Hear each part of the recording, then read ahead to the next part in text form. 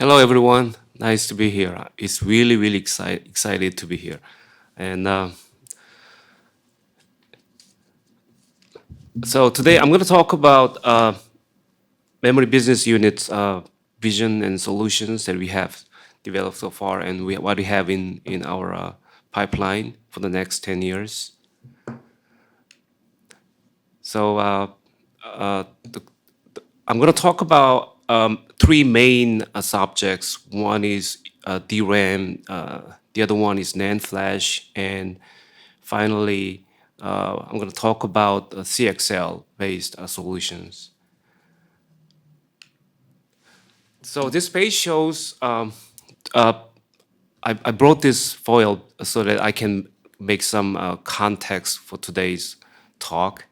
And on the left side, you can see that we just announced 14 nano based EUV DDR5 DRAM. And last week, I remember we announced 14 nano based LPDDR5X, which is huge achievements for us because it can support up to 8.5 gigabps. And until recently, most of the low power DDR DRAM application is mainly for mobile markets.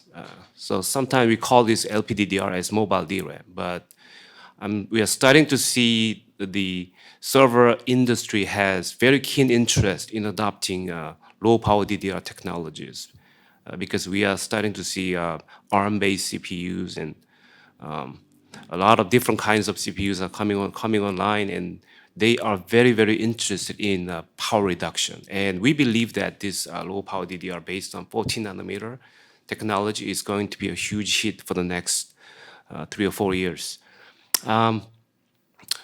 So on the right side, you can see that this article is actually not published to the industry. It is an internal editorial written by our NAND flash engineering head, and he talks about the histories of NAND flash development and the difficulties and challenges of NAND technologies. And at the same time, at the lower bottom, you can see that he's talking about 1,000 layer VNAND.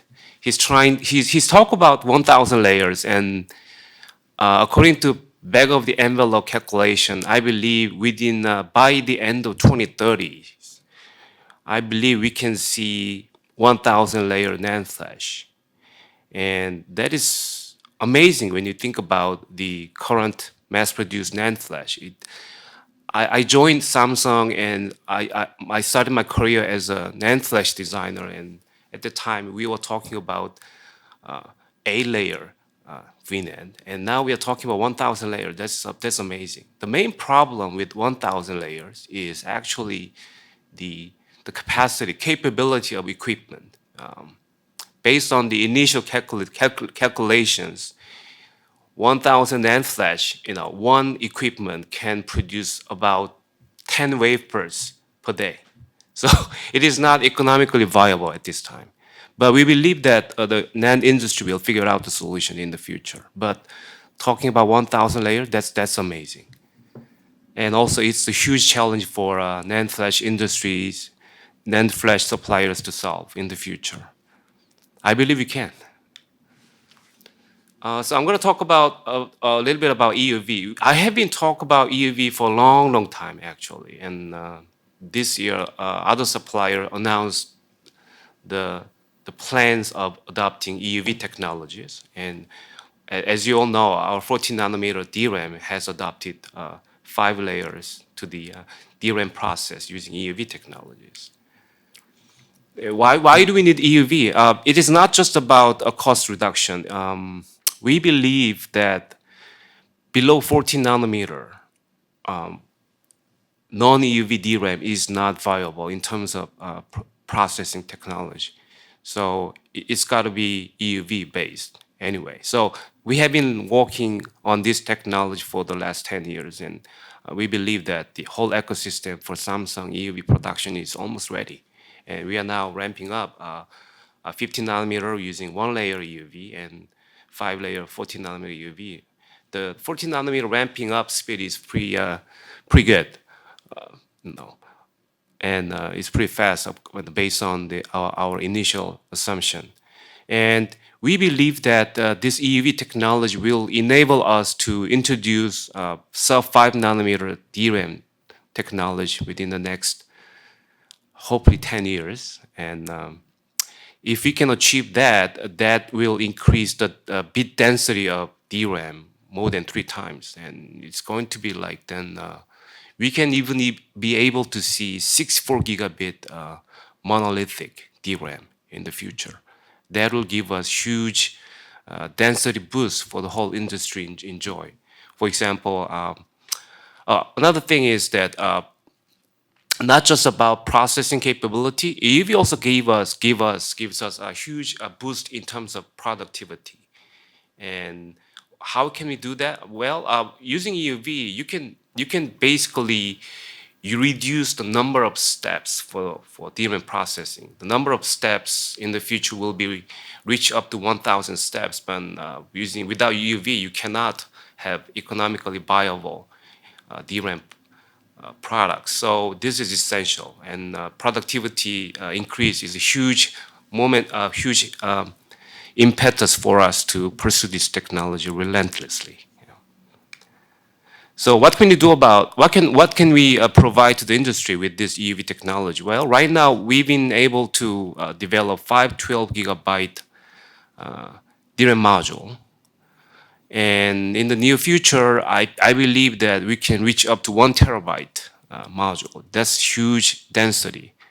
It's almost like a SSD density. So with this technology, we believe that we can provide high density modules. And that's very critical because all the CPUs coming to the market these days will eventually still keep the DRAM channels right next to the CPU, and the number of channels cannot be increased, over the years. It has to. Right now, it's some CPU is supporting up to 60 channel, sometimes 8 channel. That kinds of number is the ballpark number, and if you have limited number of DIMM channels, then only way you can increase the density is increase the density of module itself. And we believe that EUV will give us nice density boost. Right now, we are developing a 24 gigabit monolithic DRAM with the 14 nanometer technology, and eventually we can provide 32 gigabits. And with the Samsung's package technology, we can stack all the DRAMs on top of each other, and then we can make huge density DRAMs. It'll be very exciting. And not just DIMM, we also can provide low power DDR density up to 128 gigabyte. That means we can say that low power DDR technology will be adopted by server industry from now on, and with that density, it really makes sense for them, right? And it has.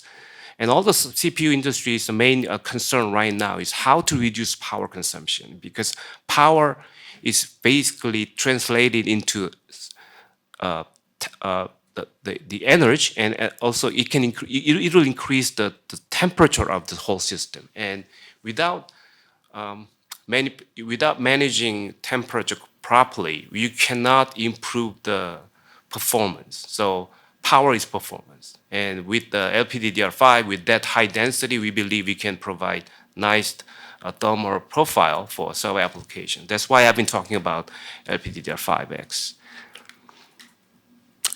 So EUV, that's a future technology, and Samsung has been working so hard to introduce this technology to the market. And we believe from 14 nanometer, our EUV-based DRAM will be in full production next year. Okay, so I'm going to talk about NAND flash.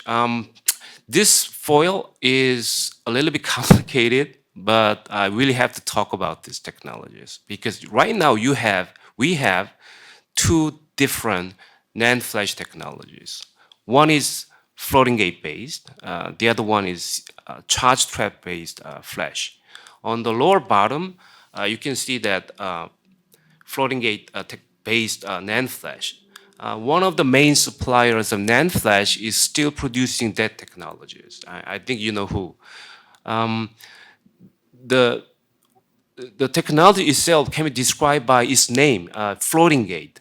Floating gate means that all the charges, electrons and holes are trapped inside, stored inside the floating gate. The floating gate is isolated from adjacent floating gate. So it can store the charges pretty nicely. It can retain the charge for a long, long time. And that's perfect for TLC or even QLC technologies.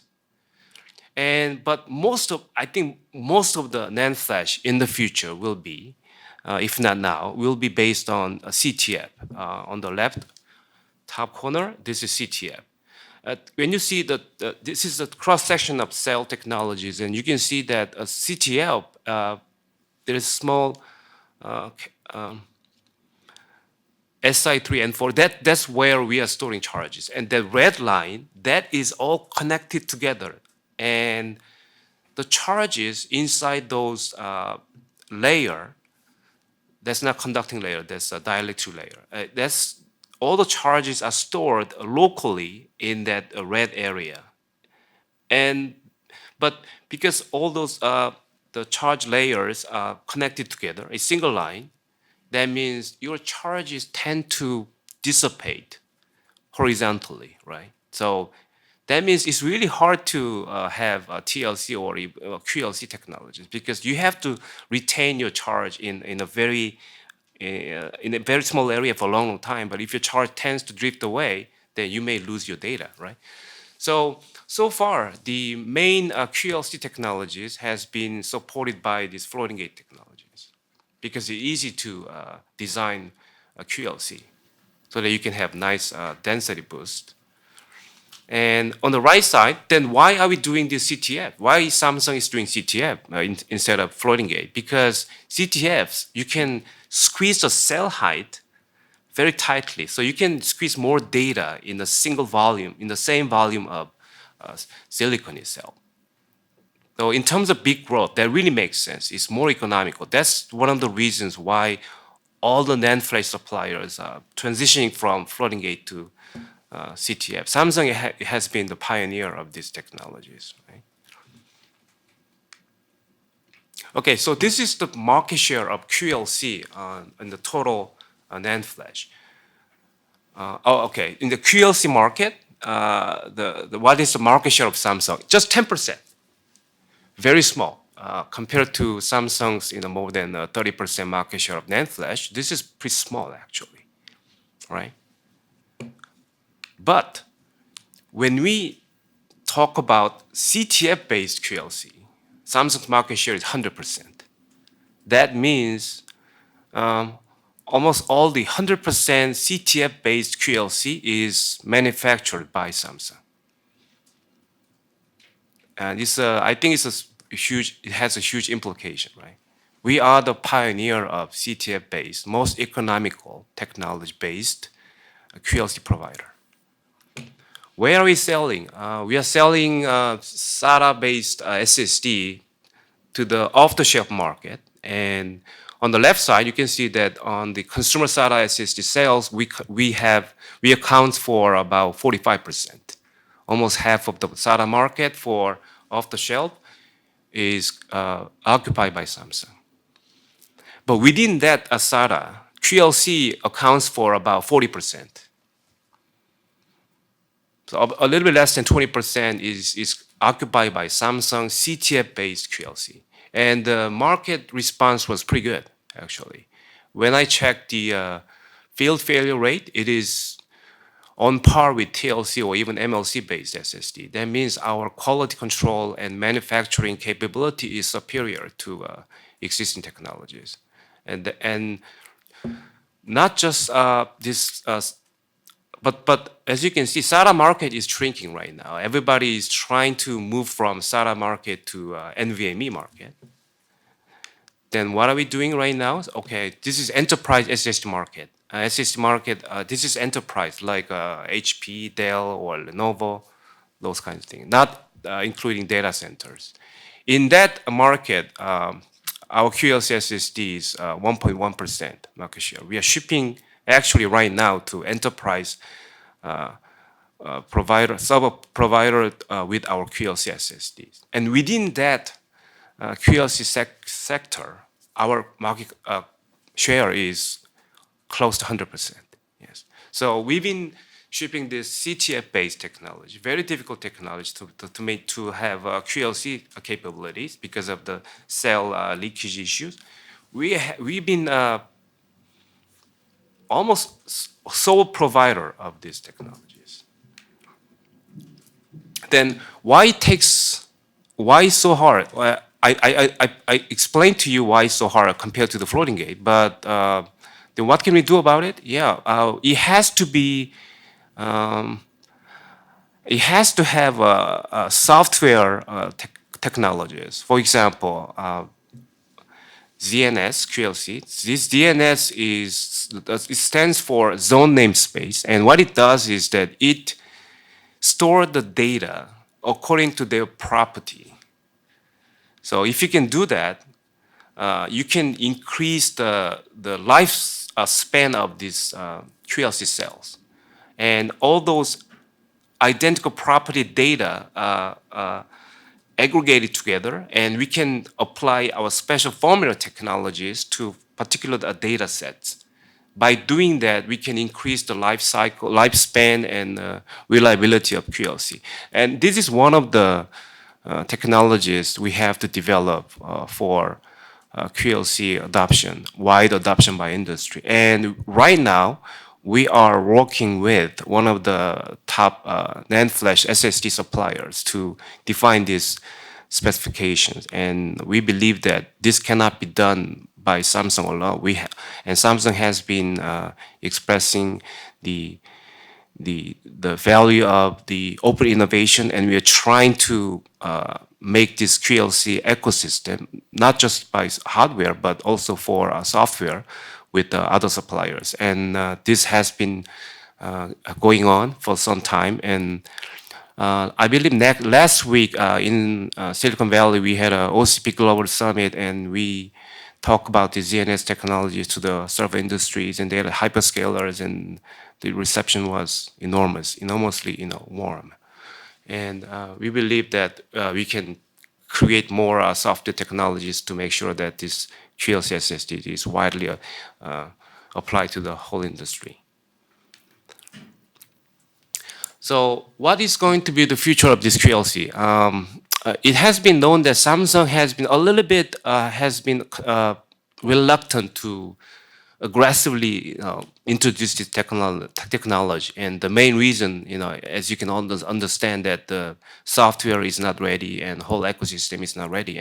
But we are trying very hard to make sure that this ecosystem is built before we announce these technologies. And as I said, our consumer-based QLC is already in the market, and we are shipping our enterprise-grade QLC SSD to the enterprise server companies.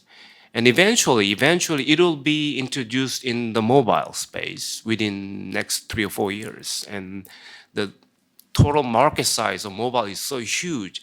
Without going into the market, QLC will be very, if we don't go to the mobile market eventually, then QLC will not be blossoming into the main industry. So we are working very hard to make sure that we can eventually go into mobile market. And one trend these days we can notice is that one of the high mobile provider in Cupertino is having 1 terabyte mobile storage, and other flagship mobile providers in Korea and China are trying to do that. And that means that the need for high density NAND flash storage inside the mobile is growing. Although it's not that substantial these days, but it'll grow every year. And because of the build-up material of mobile phone is so limited, there's no way we can put 1 terabyte or 2 terabyte TLC or MLC-based NAND flash inside the mobile set, and eventually that will drive the needs for NAND flash suppliers to come up with more economical solution. And we believe one of the economical solution for high storage mobile market in the future will be none other than QLC based NAND flash. So we'll see. Okay, I'm going to talk about last subject. This is CXL. CXL stands for Compute Express Link, and we started working on this technology from 2019, and industry has formed a consortium to promote these technologies. The main idea of CXL is before all the CPU has memory, controllability. So memory has to be right next to CPU on the DIMM channel, as I said a couple of slides before. But even though, as I say, even though we used EUV technologies to increase the density of DIMM module, it has limitations, right? A CPU can only access a DIMM, high-speed main memory. But these days, a lot of accelerated technologies are coming onto to the market, like GPUs and smart NICs, to deal with big data analytics and AI. So the needs for accessing high density, high speed memory is growing rapidly. And so industry wise, there is a consensus that, well, we may have to liberate memory itself from the DIMM channel, small number of DIMM channels. What about we can put the memory in the center of the computer architecture and let all the CPUs and GPUs or any other accelerators to access that huge pool of memory directly. So that's the main reason industry has come up with this CXL interface. And we announced the prototype of this CXL memory. We call that as an expander, not module. We call it expander. That's a standard name for this CXL hardware. And we introduced a prototype of this CXL memory expander in, I believe it's May this year. And we are now showing a live demo to the industry last week, and everybody was very excited about these new technologies. And having defined the specification is one thing, and having real product working seamlessly with the existing hardware system is another thing. It's a huge thing, and the acceptance was very, very good. And I believe that CXL memory is not about hardware, as I said. It's like a QLC. You have to develop a software ecosystem to make this technology accessible to the whole industry. So before, only NAND flash industry has been very aggressive in terms of software ecosystem building, and we believe that same thing will happen for DRAM industry. As we shrink further and further, it's really hard to guarantee the integrity of cell itself. There's huge density. For example, 1 terabyte DIMM. I don't know how many errors we can manage. So this technology is at the right time, because each CXL memory expander has its own controller, like a SSD in NAND flash. That means you can do a lot of great things with software to manage the DRAM itself. So even though we go develop in the future 5 nanometer DRAM, and all the cell has to be managed carefully, so that the user does not see any single bit errors or any other different kinds of errors. So the EUV-based high-density module combined with CXL, which has the capability of managing memory itself, is a perfect combination. So that's why we are so excited about these technologies. And one of the way to allow industry to evaluate this technology is we started to develop a software solution for this CXL, not just hardware. So we came up with SMDK, that's a scalable memory development kit. We developed that by ourselves, and that's open source. We provide that solution to the Linux community, and so that people can evaluate this CXL memory expander with our software solutions.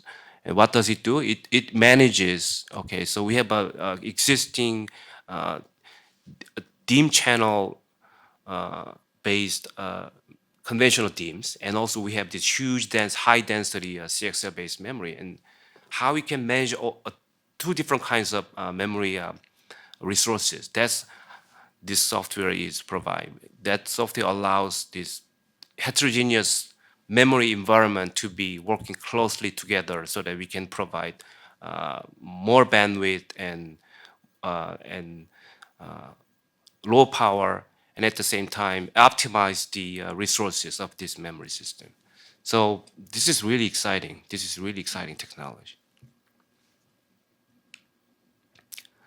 So I think today's talk is about 40 minutes. I decided to present my material for about 30 minutes so that we can have about 10 minutes left so that I can get some questions from you. And our vision is very clear. Not just having a high market share and introducing technology after each year. We just have to come up with element technologies for the whole industry, like EUV and QLC and CXL like solutions, memory solutions. And down the in about 10 years, there's going to be a lot of technical breakthrough we have to come up with. And by doing that, we can make this whole industry, very healthy. And so instead of just staying as a technical leader in this industry, we have this huge obligation to provide to the whole industry the key element solutions.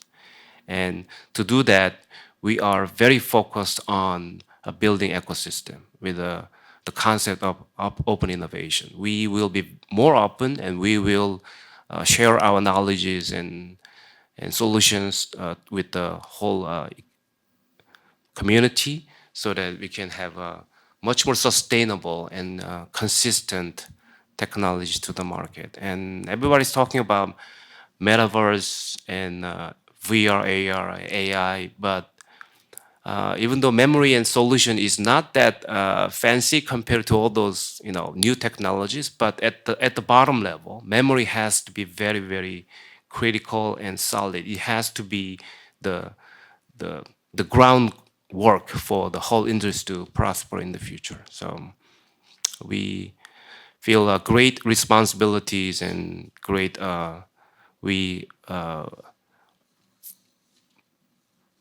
we feel it's not just about making money and having a big market share. We are very, very interested in make this whole industry as healthy as ever before. Thank you. Hi everyone, good morning, good afternoon. My name is Sean Han. I'm the Senior Vice President of Marketing at Samsung Foundry. I'm very pleased to share with you today to share where we are heading and how much progress we've been making during my presentation. As you can see from the screen, the title of my presentation today is Samsung Foundry's Leadership in the New Digital Era. This is a very exciting topic for all of us at Samsung Foundry. I hope that by the end of my presentation, you have a better understanding of our company and how we will continue to establish our leadership position in the foundry market. With that said, let me begin with a quick overview of today's agenda. My presentation today consists of 4 main parts. The first covers unexpected rise in foundry market opportunities due to unprecedented demand. After that, I'll share a Samsung Foundry business update. Then I'll touch on the main topic I would like to discuss today, how Samsung Foundry is maintaining its leadership in technology, operations, and service. And finally, I'll wrap up my presentation with some key takeaways. As you know, the semiconductor market has historically been driven by key volume drivers. Personal computer drove the market in the early 2000s, with mobile applications on smartphones coming next. However, these days, a single application simply cannot drive the market. Right now, the edge device and IoT applications connect virtually everything in the world to generate big data, which can be used for deep learning and accelerate digital transformation.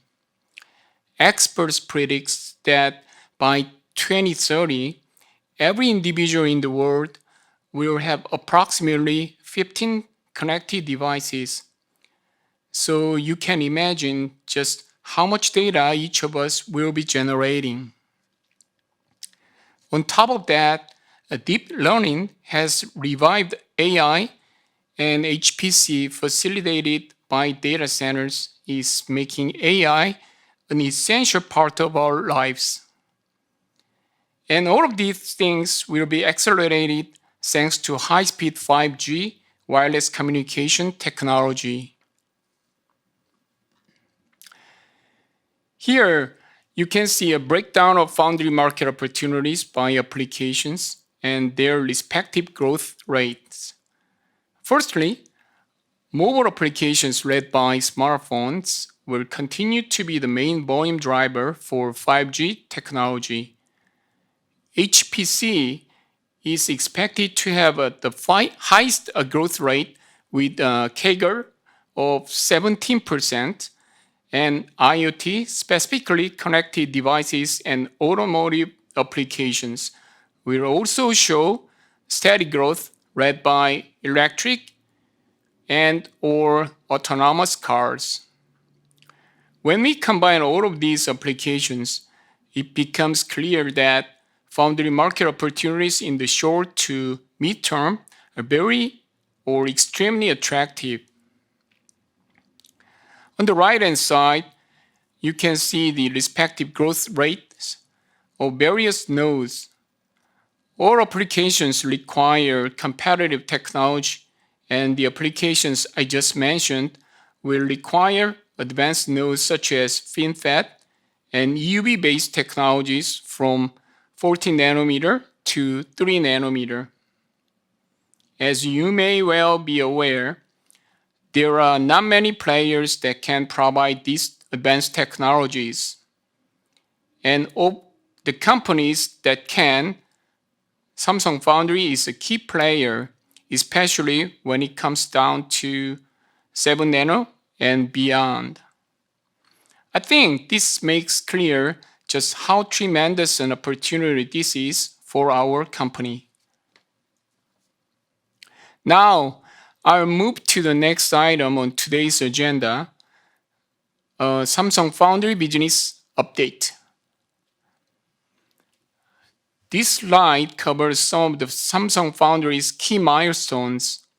Samsung first entered the foundry market in 2005, establishing an independent business unit 2017.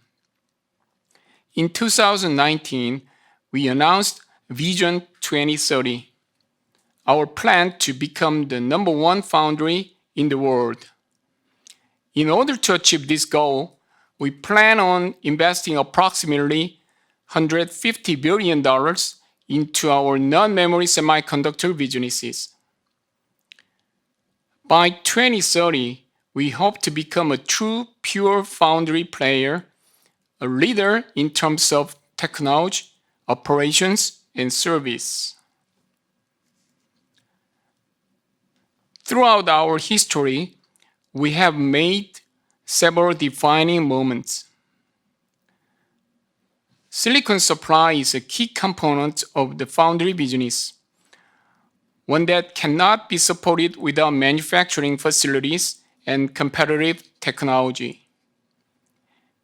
As you can see, in 2005, Samsung Foundry launched the first 12-inch S1 line.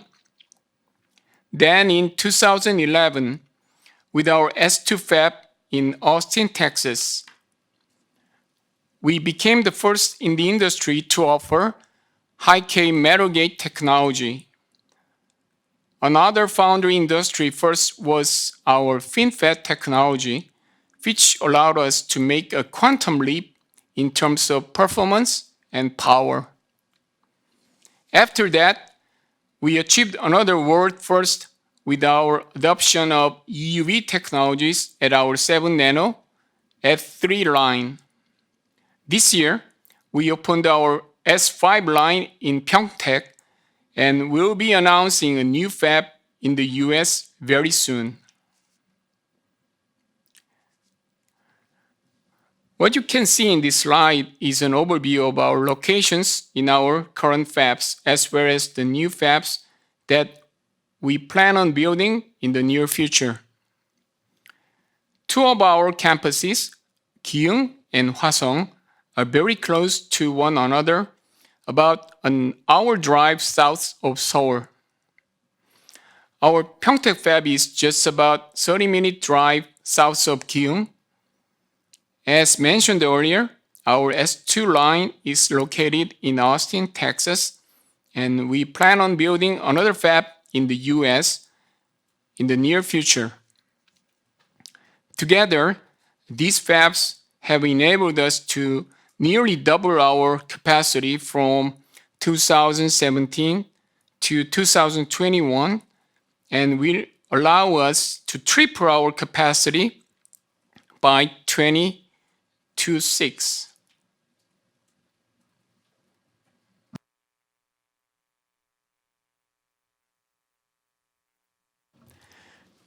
Now it's time to talk about today's main topic. As I explained on the business milestone slide, our goal is to become the #1 foundry in terms of technology, operations, and service by 2030. Please allow me to discuss these focuses one by one to demonstrate why we at Samsung are so confident that we can become the foundry market leader.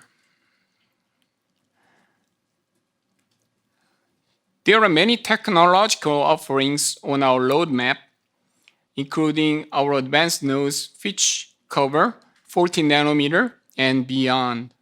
First, there's our FinFET technology, which is among the most advanced in the semiconductor industry. I mentioned earlier how we introduced FinFET for the first time in the foundry industry for 14 nanometer.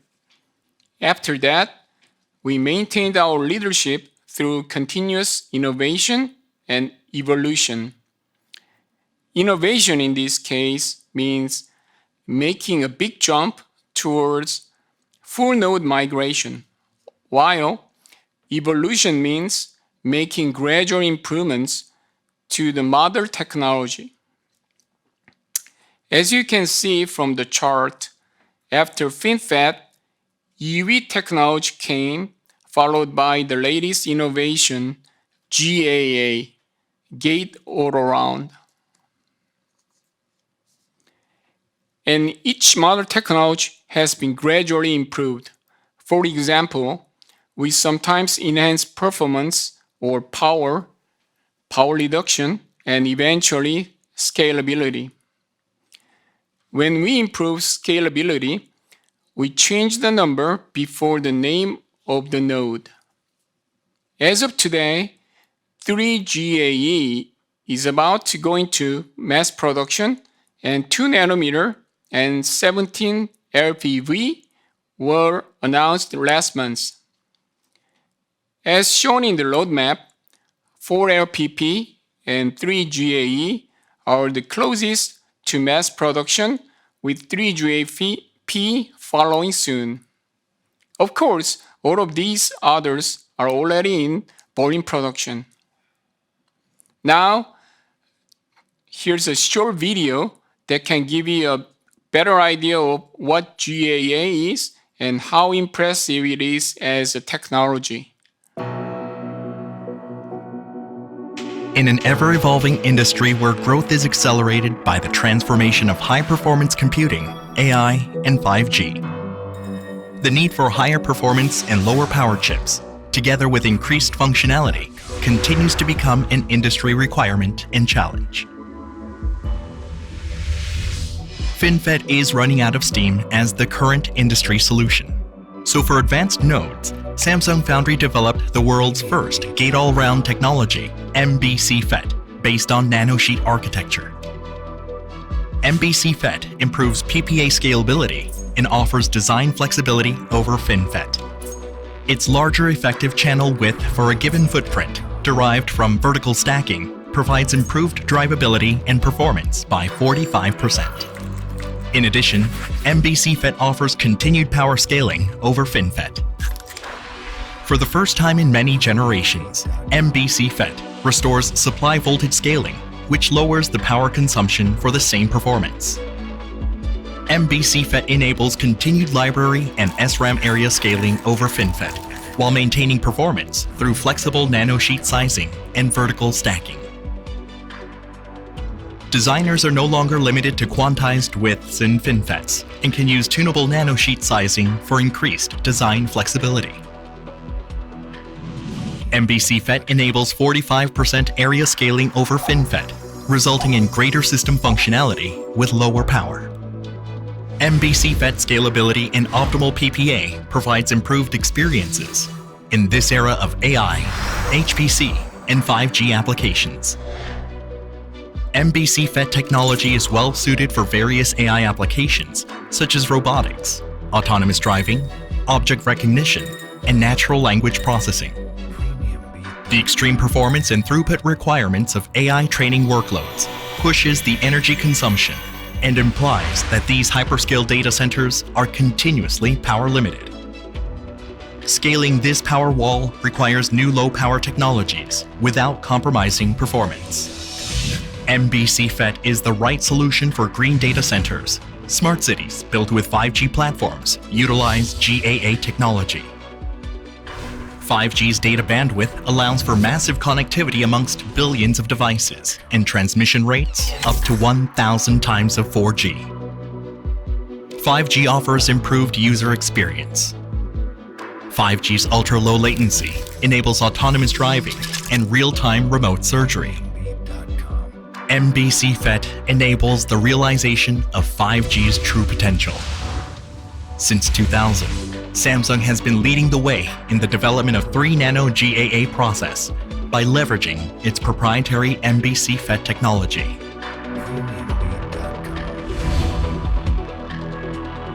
Samsung Foundry GAA is therefore best suited to fulfill the needs of a new generation of chip designs and applications. Samsung Foundry. Samsung Foundry has remained a strong player when it comes to CIS ISP.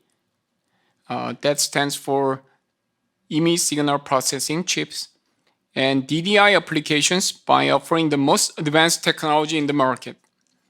That includes our 28 nanometer, our latest innovation, which is based on planar transistor technology. Samsung Foundry has a long history with MCU, with embedded flash and RF technology, and the latest technology is also 28 nanometer. However, as I mentioned during the opportunity slide, since HPC, the automotive sector, and the smartphones with advanced cameras require the most competitive technology, the need to migrate to the next node is unavoidable.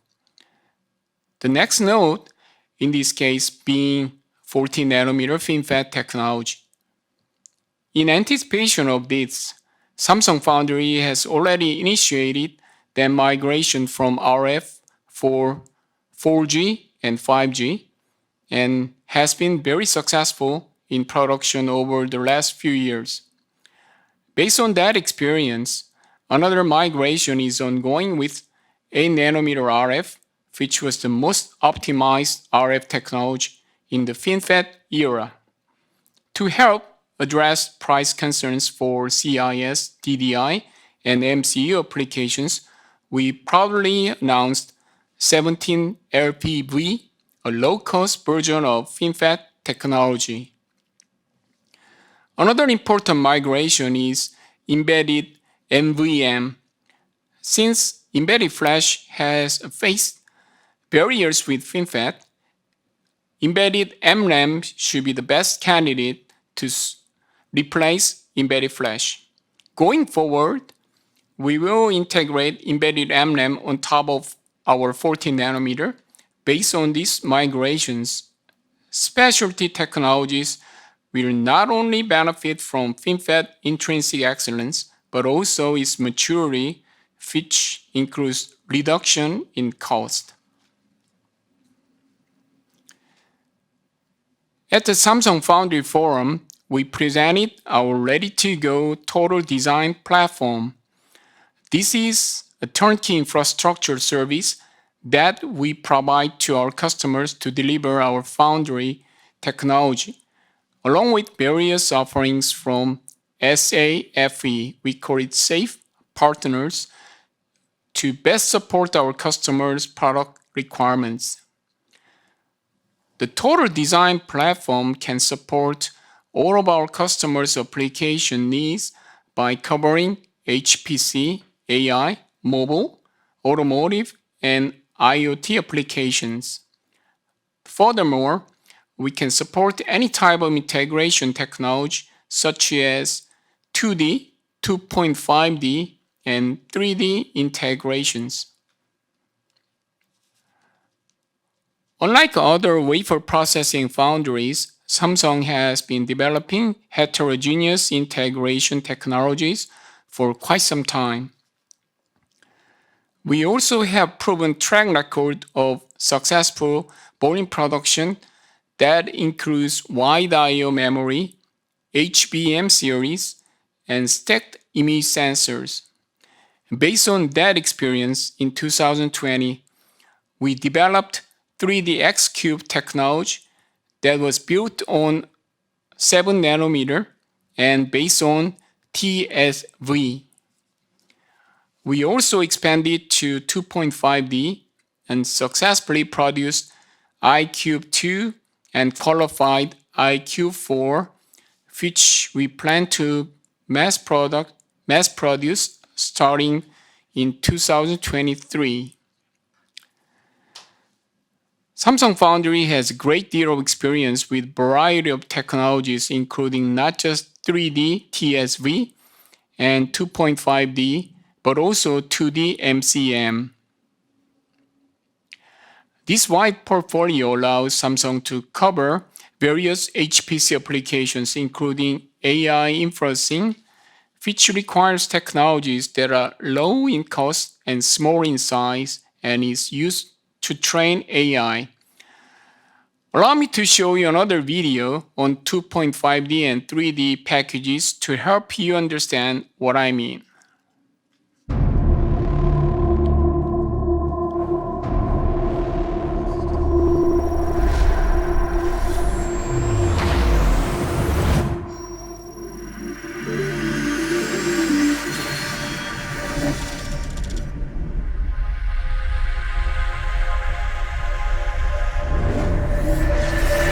The increased demand for more functionality continues to result in the increase in size of chips. To overcome limitation of the chip size, chips are broken down into functional dies and connected at the die level to form a system. Vertical stacking of functional dies enables significant leaps in speed, power efficiency, low latency, and small form factor. This new 3D innovation is completed through mature TSV technology with many years of mass production experience and microbump. X-Cube is the first generation of 3D IC wafer-level integration solution offered by Samsung Foundry. The X in X-Cube stands for extended interconnection density and extended functionality.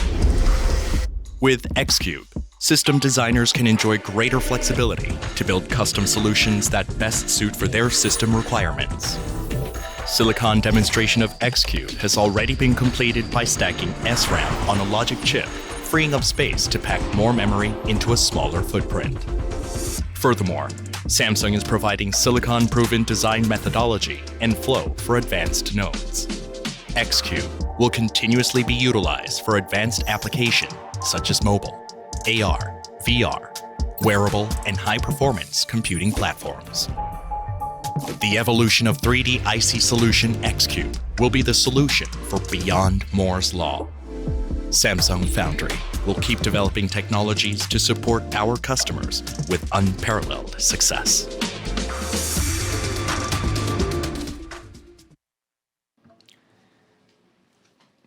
The goal here is not just to make the products, but to make the products that are competitive.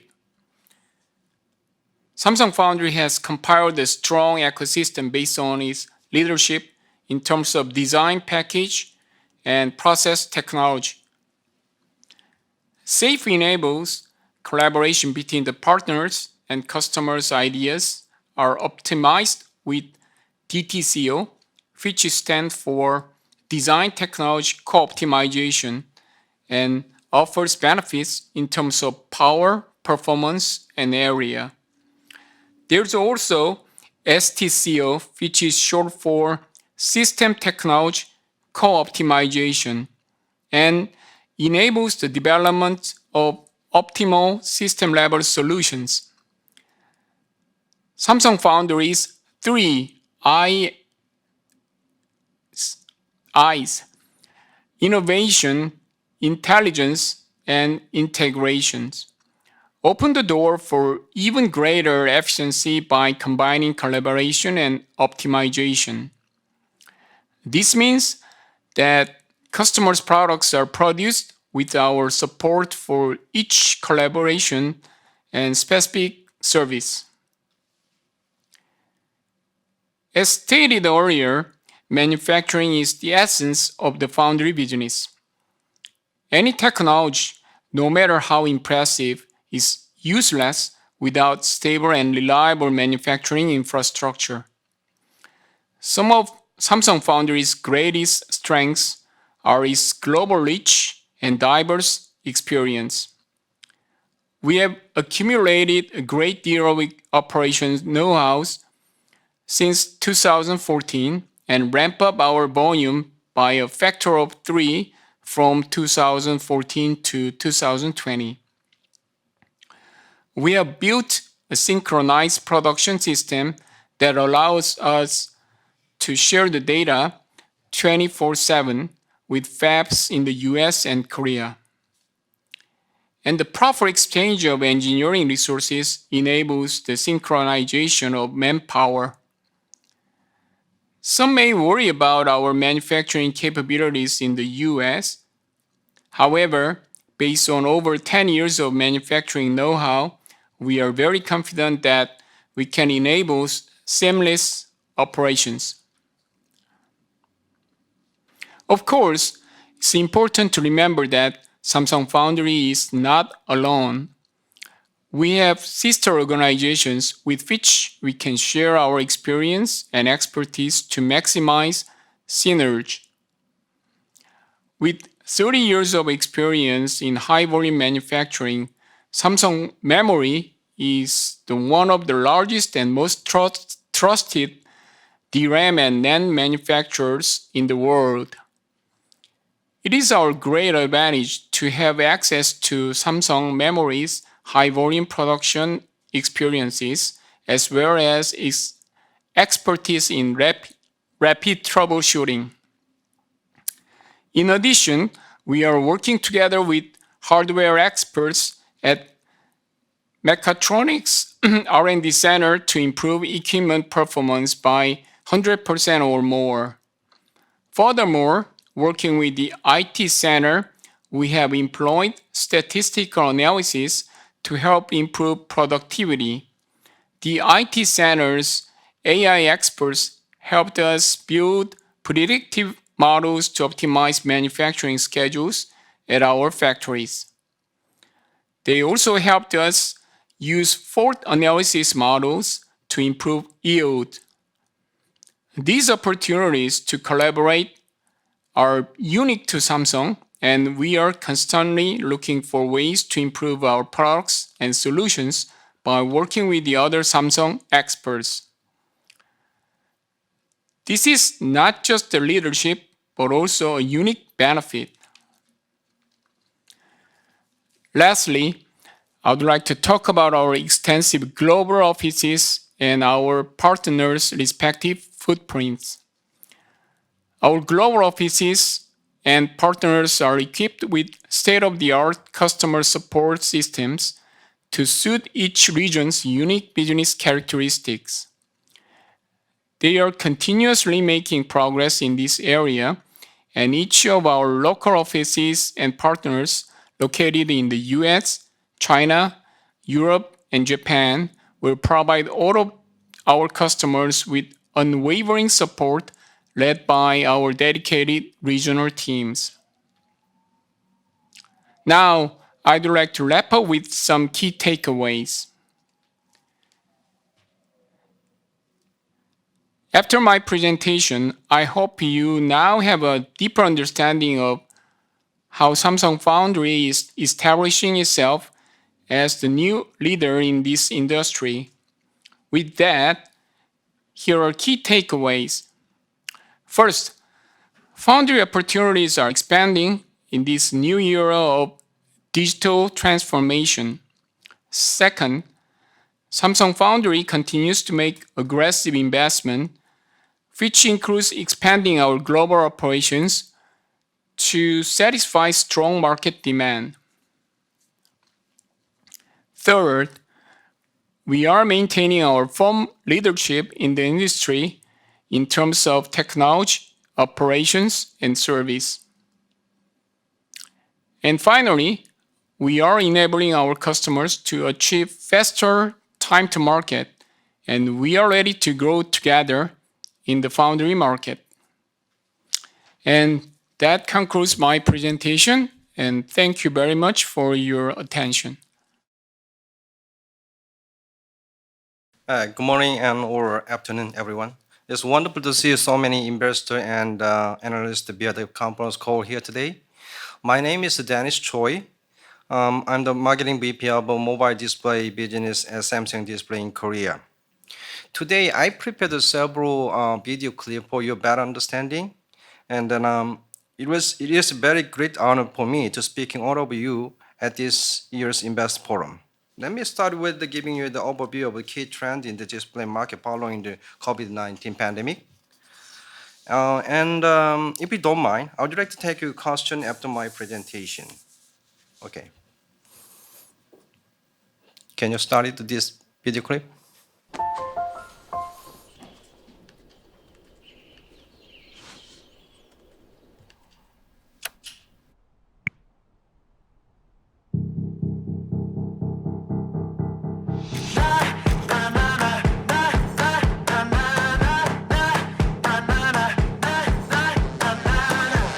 I woke up feeling like this gon' be my day. I got that poppin' fire every step I take. Living that wild life, not stopping down no way. Just seeing green lights won't ever touch the brakes. Let me tell you something. Let me tell you something. Let me tell you something. Got a real good feeling, like there is lightning deep in my bones. Got a real good feeling, I won't hit no ceiling. I'm going higher than I've ever known. Got a real good feeling. Right now, right now. Right now, right now. Right now, right now. Right now, right now. Right now, right now. Oh, I got a real good feeling. Got a real good feeling. Like there is lightning deep in my bones. Yeah, I got a real good feeling. I got a real good feeling.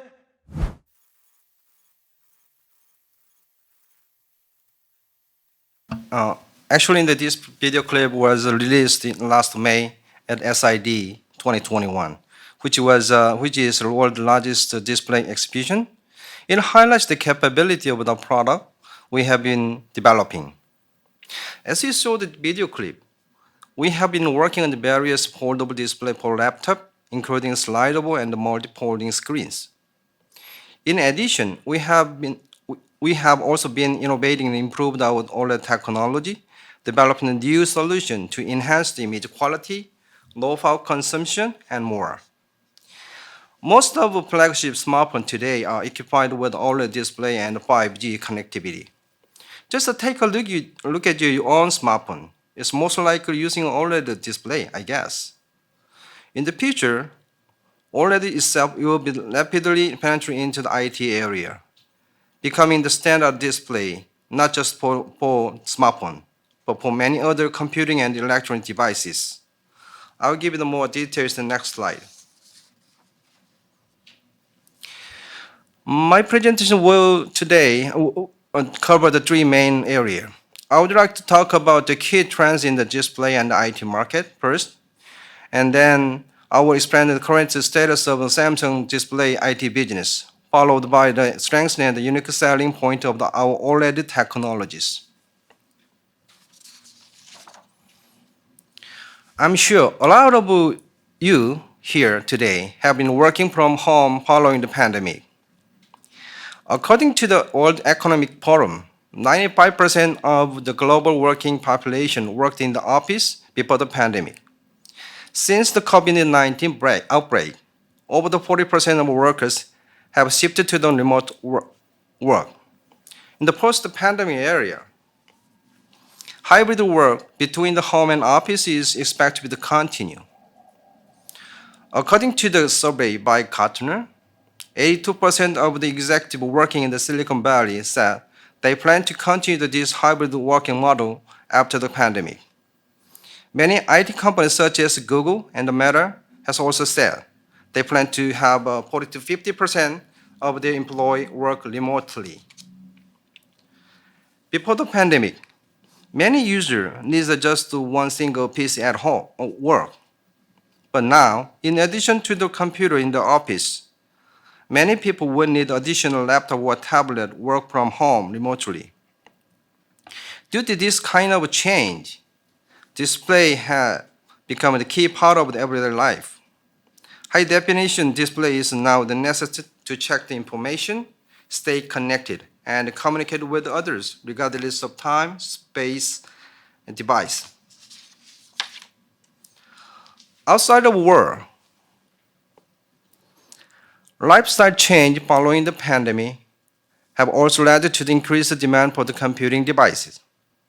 Research in the US has shown that average number of hours spent at home has increased by more than 2 hours due to the rise in the telecommunicating and remote education. For many households, this change means having one shared computer at home is no longer enough. Instead, many people now require individual personal computers. The pandemic has also changed the way people spend their downtime. For example, instead of going to the gym, exercise at home is now the normal. As a result, our home has becoming the multi-purpose spaces. This change has increased the demand for the high-performance display, which is around us. Consumers now need high-quality display for such as high definition, high speed, wide color gamut, and etc. in their living space to view the contents and stay connected.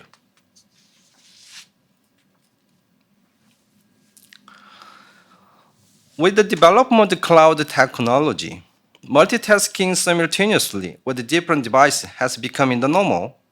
We call end-screen with a seamless connection between the devices.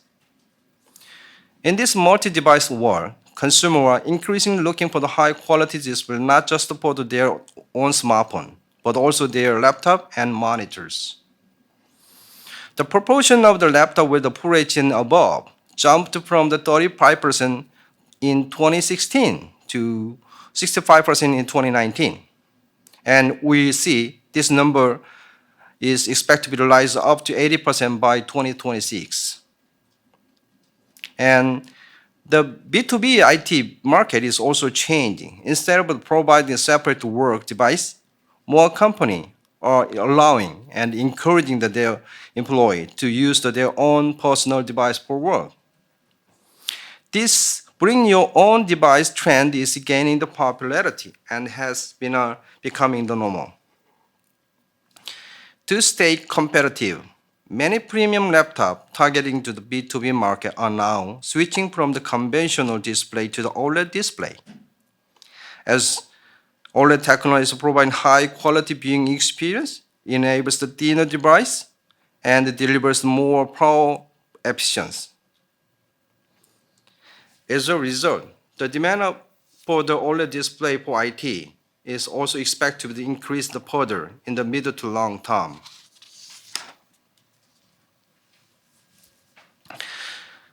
Since the lifestyle change and workplace environment continue to change, the demand for the display is expected to increase in the middle to long term. Actually, this year, the demand for the smartphones and the TV and the IT product has recovered due to the slowdown of the pandemic. In particular, this year's display market is expected to achieve the largest growth ever. After some adjustments both 2022 and 2023, the display market is expected to return to the trend of growth driven by the lifestyle and workplace changes. Almost one of our every two smartphone which is produced this year occupied with the OLED panel. While the current adoption rate of the OLED is less than 2% in laptop industry this year, but we have confidence this will be rapidly expanding in the near future.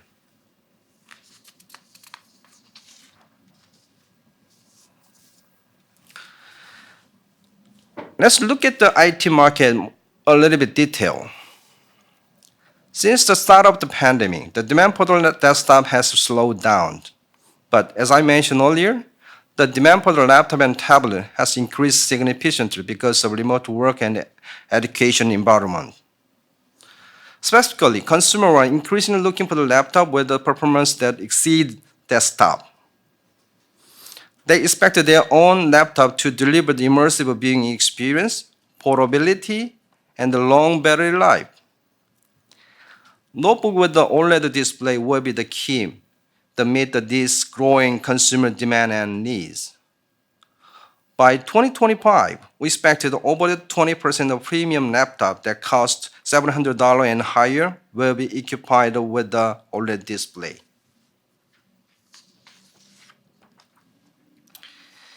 Yeah, in terms of a form factor change, the presence of foldable technology is another key factor that will drive the demand for the innovative display in the IT sector in the mid to long term. We can already see this trend in the smartphone market. In early year 2000, mobile phone design began to diverge from the standard form factor. From clamshell to slider, and the swivel phone, and even device with a quad keyboard. There was the explosion of the creativity in mobile phone design. However, smartphone design has become stagnant over the 1 decade, as most smartphones adopted one single slate form factor. In the last 2 to 3 years, there has been an increased demand for the new smartphone design. And then the Galaxy Z Fold, Z Flip, both occupy the Samsung foldable display, innovated the Samsung smartphone form factor, and has so far been very well received. The presence of the foldable technology will bring the dramatic change. Smartphone market, slidable, rollable, and multi-folding smartphone will soon become the reality. As foldable form factor becoming more common in smartphone, the consumer get used to them. We expect there will be the increasing demand for the foldable design in IT area as well. Let me give you a little bit detail. In recent years, maximizing the portability has become the top priority in the design of the IT product. We can see the trend playing out in the accelerated adoption of ARM-based SoC chips in devices across the IT area. The trend toward maximized portability will drive the manufacturers in the IT sector to adopt the thinner and more power-efficient display solution. Foldable display in particular are perfect for making the device more portable while also opening the new possibility in design within this carrying small, seeing big. Foldable with the key design principle for the IT device sooner or later. The boundaries between the different types of mobile and computing device will continue to blur with the development of foldable technology. From tablet that can be transformed into the laptop to notebook with a desktop-sized monitor, foldable technology will open a new possibility for end customer to combine the different devices into one. And the development of the slidable and the rollable form factor will accelerate the kind of convergence. Samsung is committed to making this future reality as we are developing the technology, innovation that will take our display image quality and the power efficiency to the next level.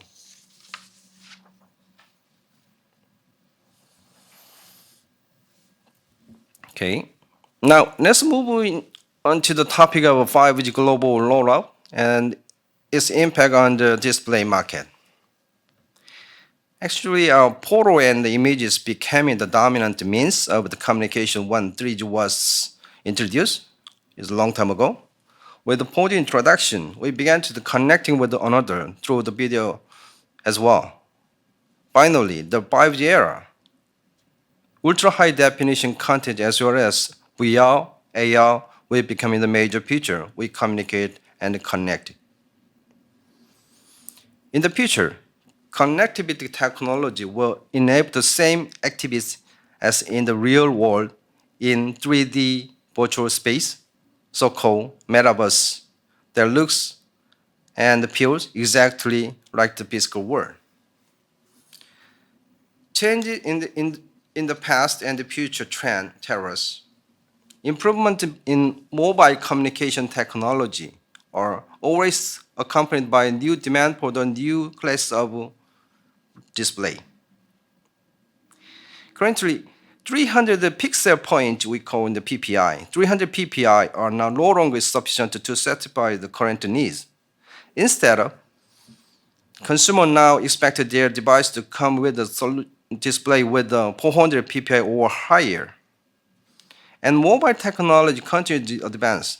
We can expect the ultra-realistic display with 1000 PPI resolution will be possible for special application in the future.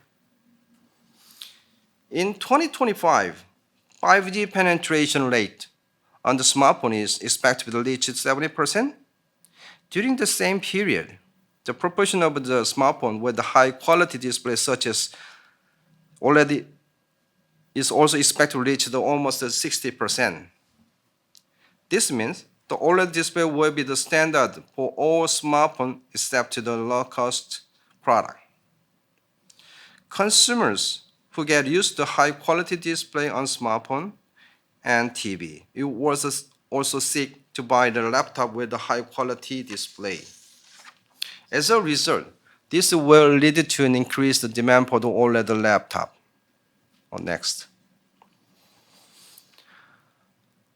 I will explain about the current status of Samsung display IT business beside of a smartphone display.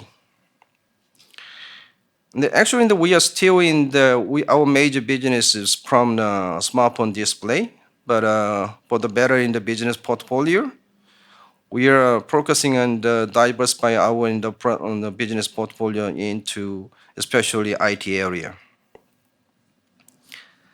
Since entering the premium notebook market in year 2019, which is a couple years ago, with a high resolution panel only. Samsung Display has been actively expanding its business with the innovative, high-quality display solution. We will continue to grow our product portfolio and expanding our penetration into the flagship consumer and consumer market as well, and as well as mid-end segment and commercial market. And this year, we are achieving a little bit over the 5 million, and we have almost targeting the doubling the number for next year. And we are strengthening our collaboration with the other notebook component maker and software developer to ensure OLED display becoming the new standard for laptop industry. In addition, the world first monitor product that combines quantum dot and the self-light emitting technology will be released next year. As this will open the new horizon in the premium monitor market through the high image quality and fast response speed, which cannot be matched by existing monitors. In conclusion, OLED is a good solution for the small and medium-sized devices, and the QD will be the answer for the large-sized devices.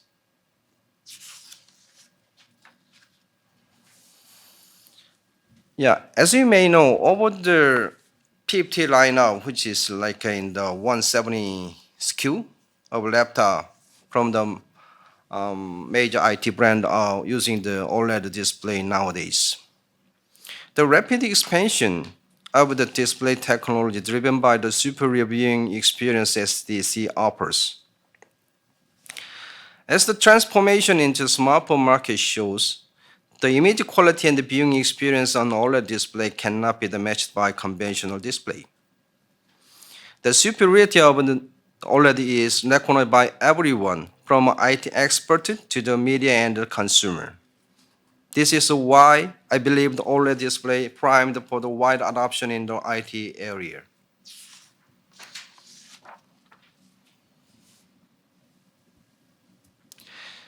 Okay, next. I will explain about the unique selling point of OLED display in the IT market. Improvement in the mobile communication network has led to the growth high-resolution content service. That drives the demand for the laptop with a high quality, high speed, wide color coverage display. As I mentioned earlier, notebook with OLED display now strongly popular as they are able to express the vivid color and the color continuity. Now I want to show you another video clip that explains exactly what this means.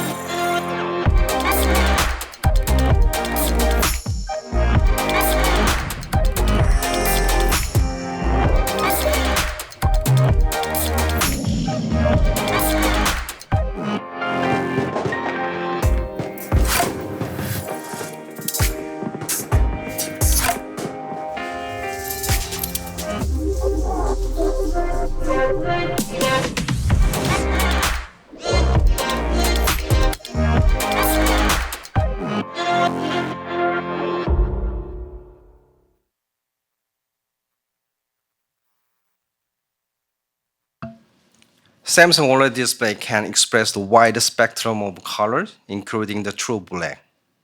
Combined with the exceptional HDR capabilities, our display delivers truly cinematic viewing experiences that are immersive, dynamic. In terms of color volume, the measurement of color expression, conventional display covers just 74% of the DCI P3 color gamut, which is the standard for the digital films. OLED display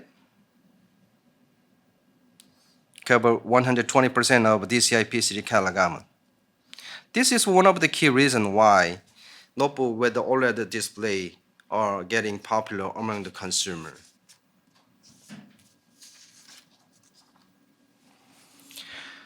OLED display also the fantastic at expressing the contrast and showing details in the brighter and the darkest part of video, and even moving pictures.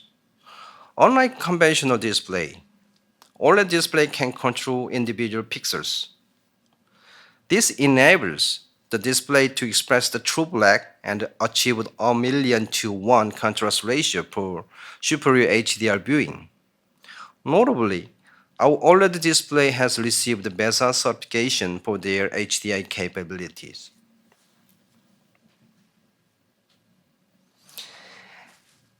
Actually, 80% of the information we received come from our vision. Following the pandemic, consumers have been spending more time on IT devices.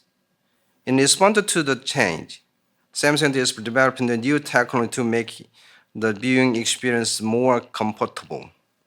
Let me show you another video clip over explained in detail.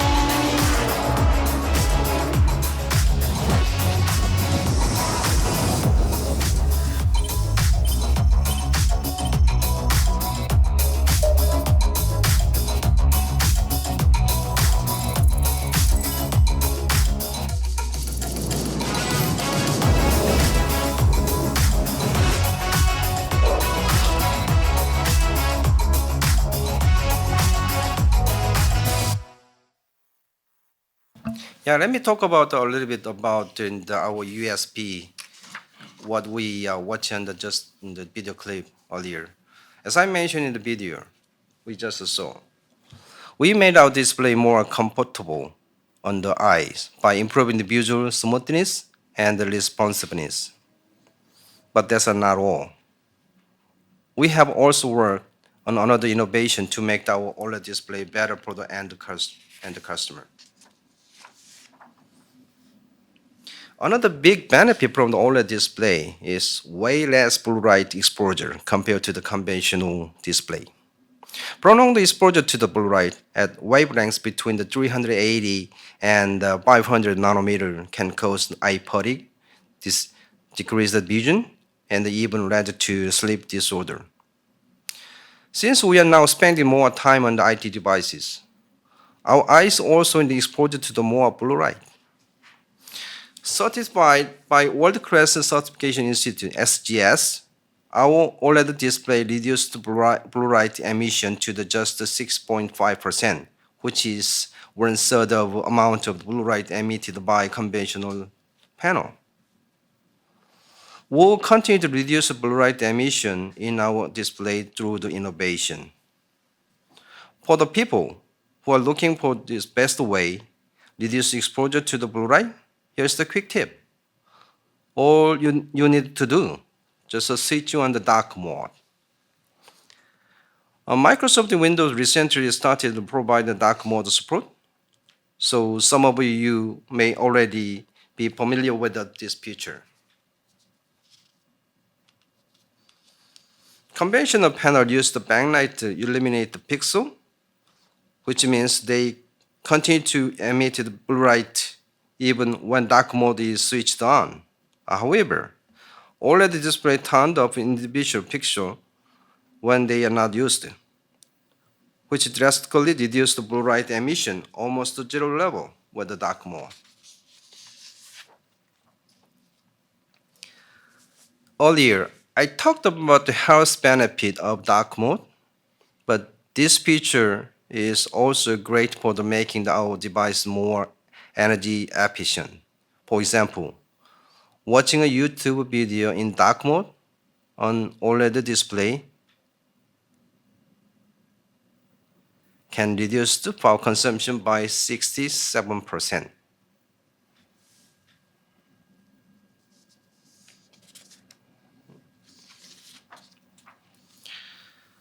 Since there is no backlight in OLED panel, they are much thinner and lighter than other display in the market right now. OLED display weigh about 2/3 of conventional panel and half thickness. This means they can make the laptop thinner and lighter without compromising performance. The portability of the OLED display will only improve going forward. So to conclude, Samsung's OLED display technology is unrivaled in the display market.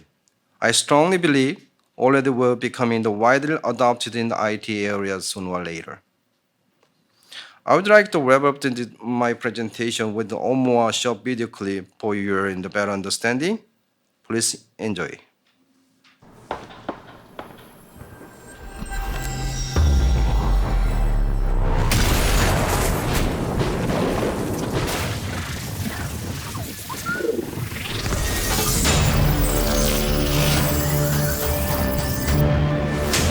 Hey, get ready! The race is about to start.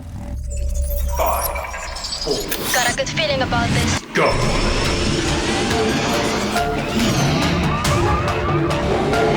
Can't speed up. It's too blurry. Time to crank it up, mate. Sharp and clear at any speed. And today I can see clearer than ever.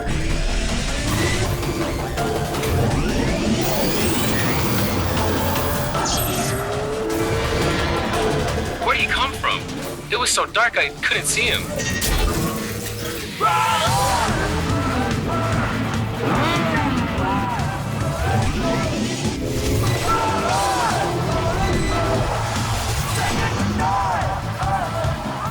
True black mode on.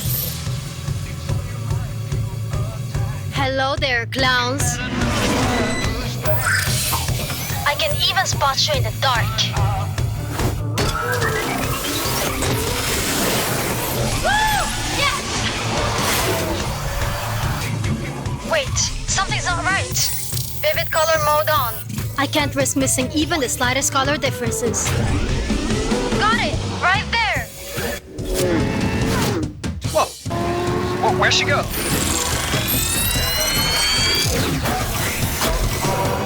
Wow, that's unbelievable. Such incredible colors.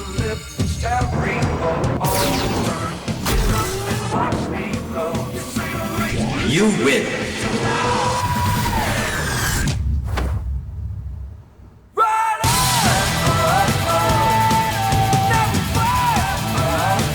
Race into a new universe with Samsung OLED.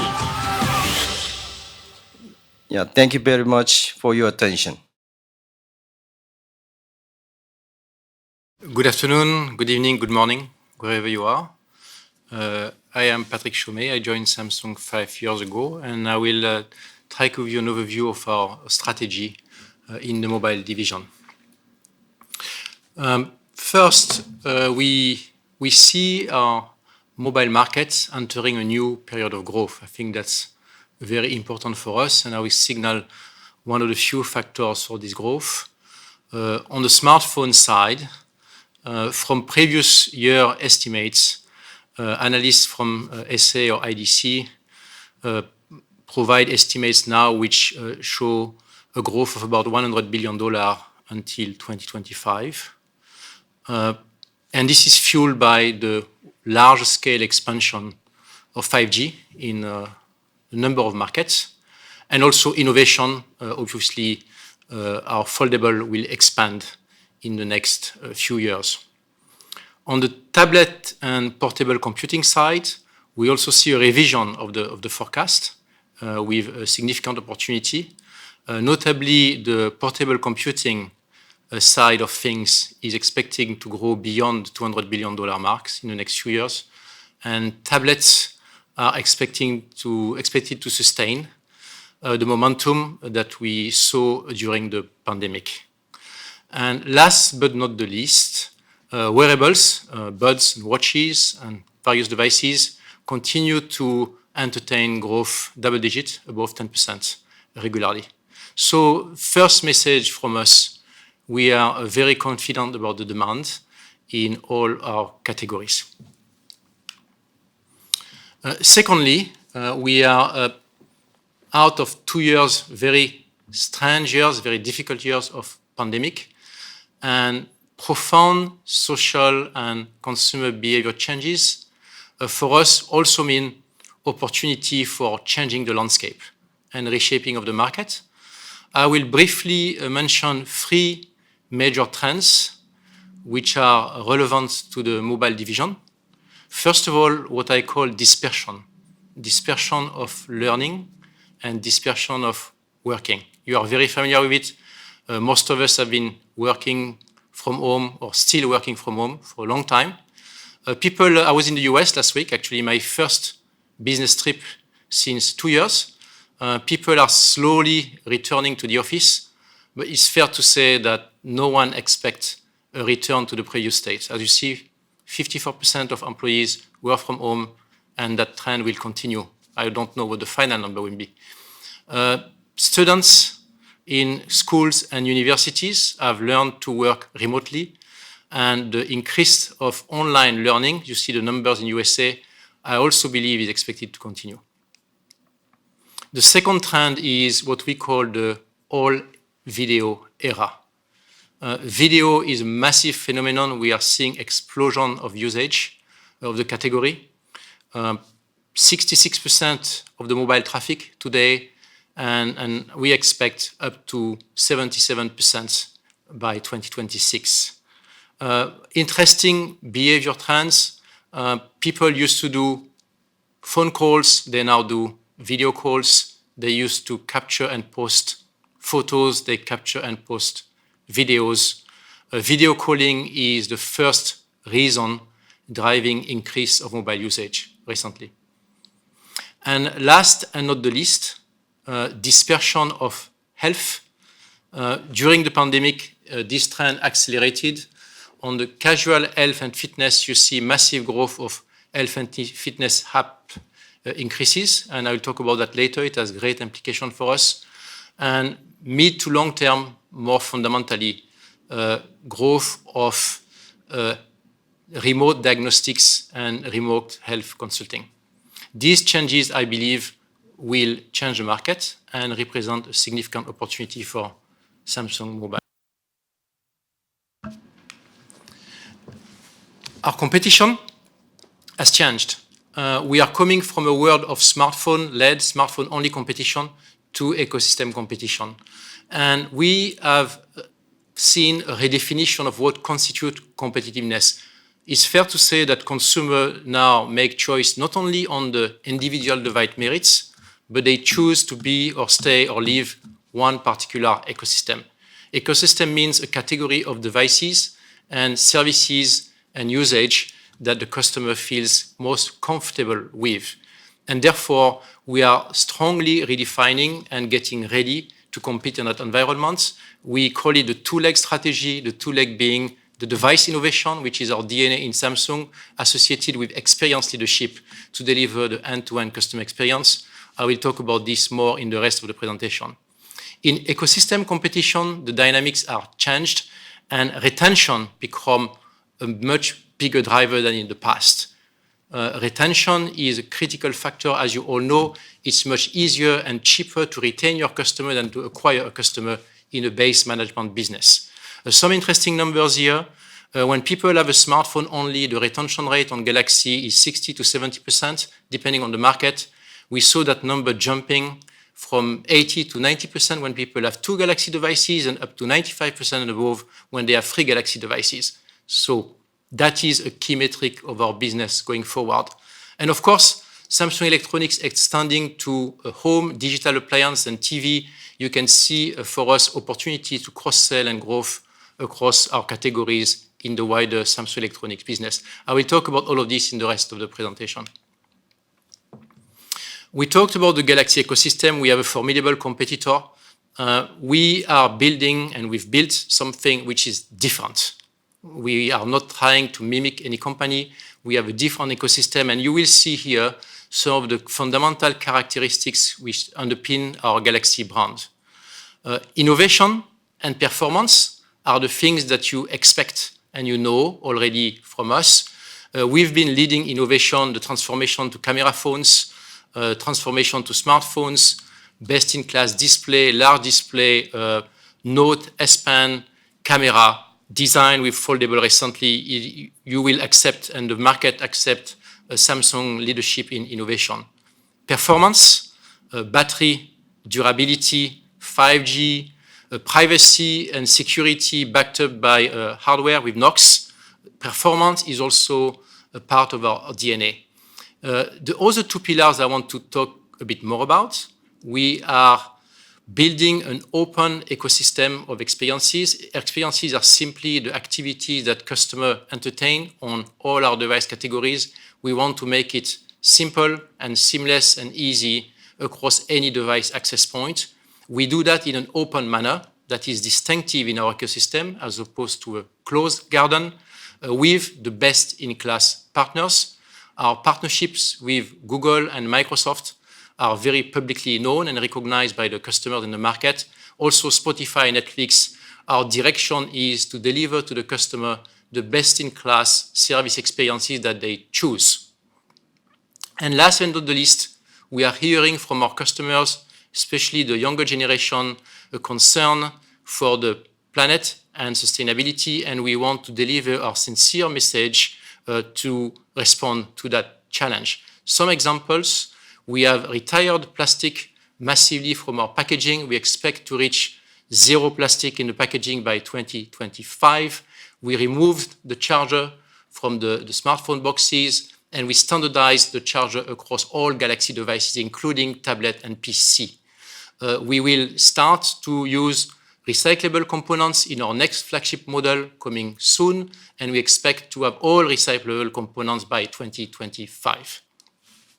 So these fundamental pillars underpin a unique and we believe highly competitive ecosystem going forward. Over the last 3 years, to build that ecosystem competitiveness, we have worked hard internally to redefine our product planning and our product management. And I will introduce this briefly. Each of the series is underpinned by a very clear direction and foundation based on customer segmentation. And across all of the product categories, we have defined 8 functional experience areas, all of them tied up by one UI, which is our unique interaction paradigm across the Galaxy ecosystem. In delivering those core experiences, we use internal services, native, as well as our best-in-class partnerships.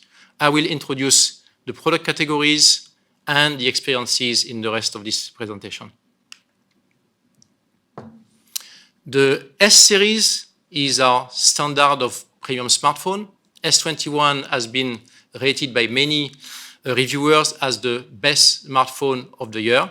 We operate the S lineup with 2 major customer segments, life maximizers, and they have Ultra. So Ultra is the ultimate smartphone for those customers who want everything and the best of what technology can give.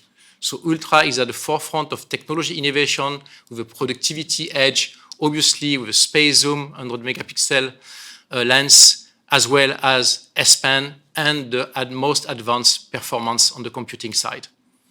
S and S Plus are focused on social expression with premium design, premium performance, and pro-grade camera. And we really focus on the end-to-end visual experience for socially active consumers. The fundamental values of our S-series are the three pillars which are highlighted here. Design. Our design aesthetics is centered around the camera module, which is our signature element for the brand. No compromise on the CMF and finish, no compromise on durability, and we are constantly striving for completeness of that design. Secondly, the visual experience, end-to-end visual experience. We've been known for best-in-class capture, photo and video, night, portrait, the space zoom, and we have improved recently, and I will detail that further, the end-to-end experience from capture to sharing with our best-in-class social networking partners. And last but not the least pillar, expected from us, performance. We have historically the best and brightest screen in daylight. We have a very smooth viewing experience with 120 Hz display, intelligent battery power management, super fast charging, and of course the S Pen experience for Ultra. With the foldables, we are changing the industry.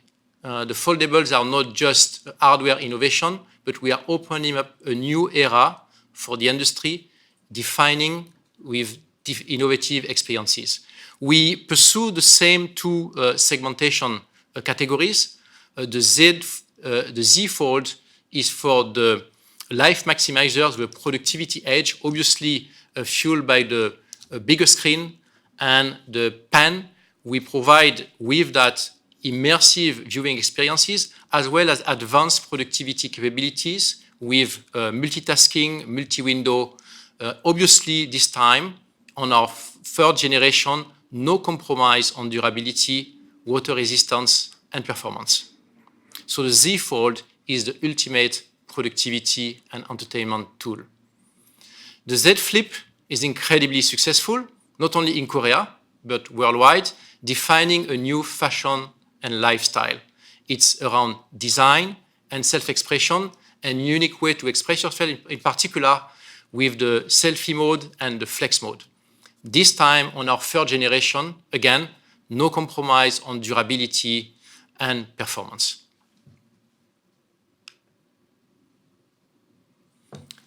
Our S-series means simply democratization.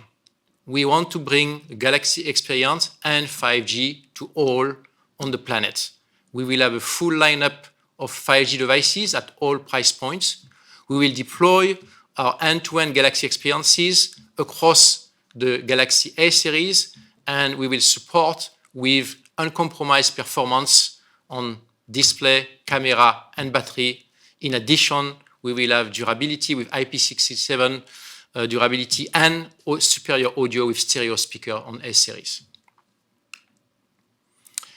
Tablet and book are the best work and play experiences anytime, anywhere. We've seen incredible support and enthusiasm for our tablet portfolio, the S7 portfolio, during the pandemic. We expect this to continue. The viewing experience is amazing with our vivid display and the sound also with the speaker. So that's an entertainment tool. It's really amazing. But also on the productivity side, powered by the Pen and the keyboard, we have amazing productivity experiences with the tablet. You can now pair your tablet with your PC and utilize it very simply as a second screen with functions such as cut and paste, drag and drop, and so on. Not only that, through the ecosystem, we can share the devices. The keyboard can be shared across tablet, PC, and phone. You can use the same buds. They will automatically switch if you watch a movie to a phone, if you want to take a phone call, all of that seamlessly. We can quickly share documents and files across phone, tablet, and PC with Quick Share. We define our mobile, our notebook category around the tagline, why can't laptops be more like phones?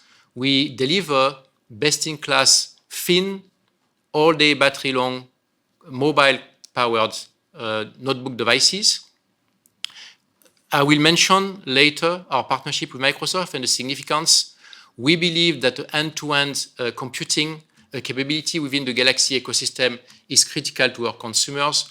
Those laptops are best in class, performance-wise, thanks to our partnership with Intel, as well as providing seamless continuity with all other Galaxy devices. And last but not the least, going forward, we expect wearables such as the watch and the buds to be systematically attached to our smartphones. For that reason, we recently announced a partnership with Google to relaunch the wearable ecosystem with Wear OS powered by Samsung. We contributed all of our previous assets to that platform, and we see an incredible success and growth of our wearable ecosystem in partnership with Google.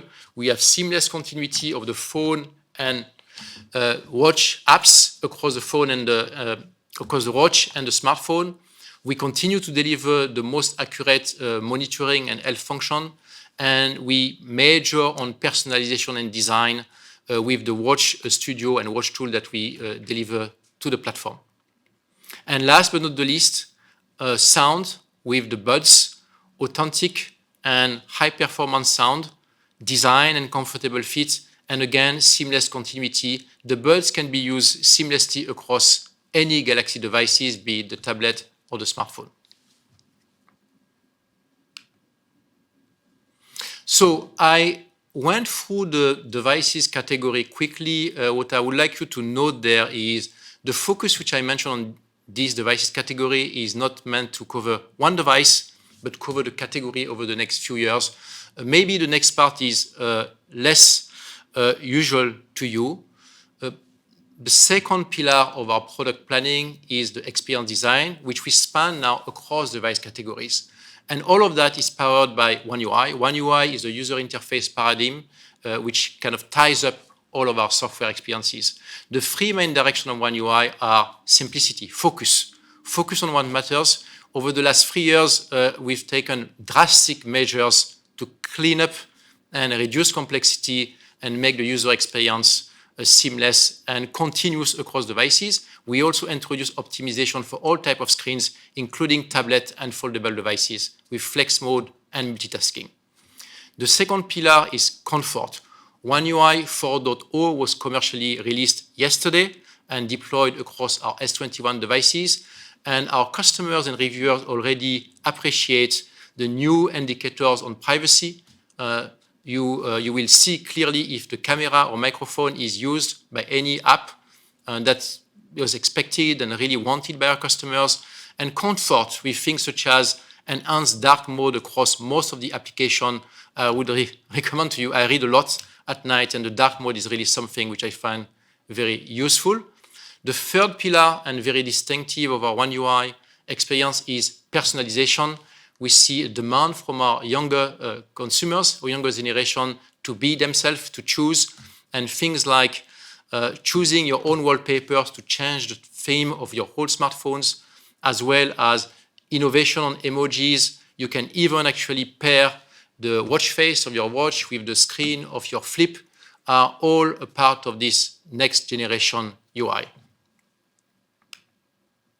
So, underpinned by One UI, we have defined over the last 3 years 8 categories of functional experiences. These are the main activities that our customers execute on our devices, from onboarding and setting up the devices.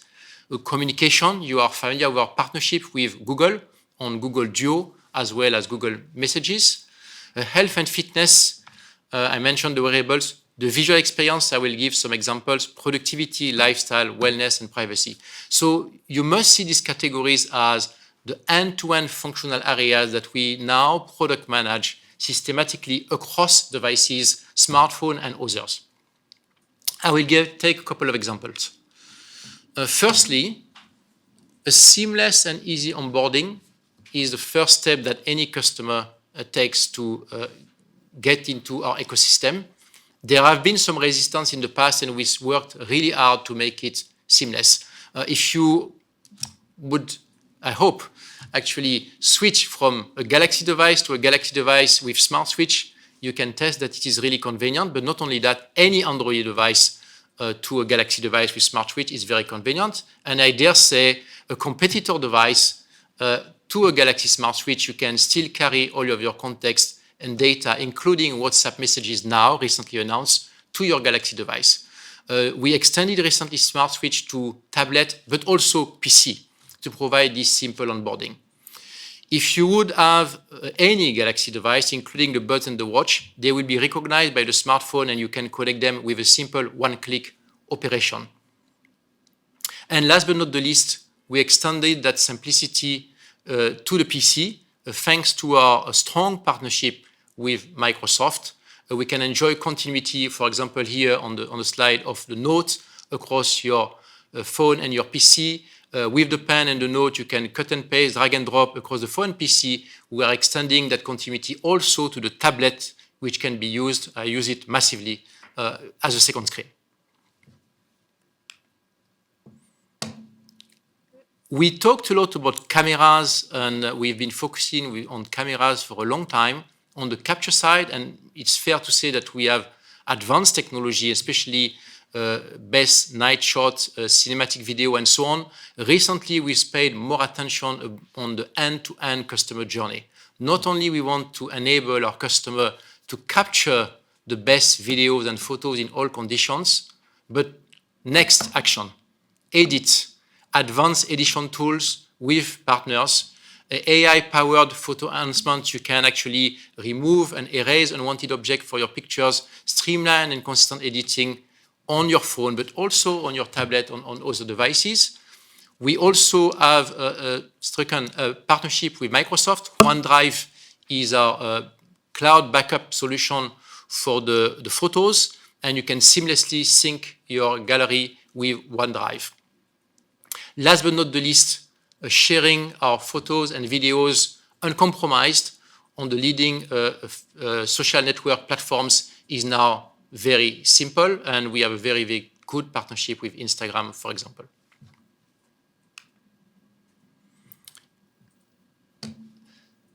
I talked a lot about the ecosystem expansion across the mobile devices division, but of course, we have a SmartThings platform. SmartThings is a device, a connectivity and control platform that Samsung has developed over the last 5 years. SmartThings enables you to control all devices and appliances from a phone, but also extending to the TV and home appliance division. Not only that, you can control over 3,000 different brands, IoT and home devices via the unique SmartThings platform and the SmartThings app. In due course, we expect to extend the ecosystem to cars thanks to our partnership with Google on Android Auto.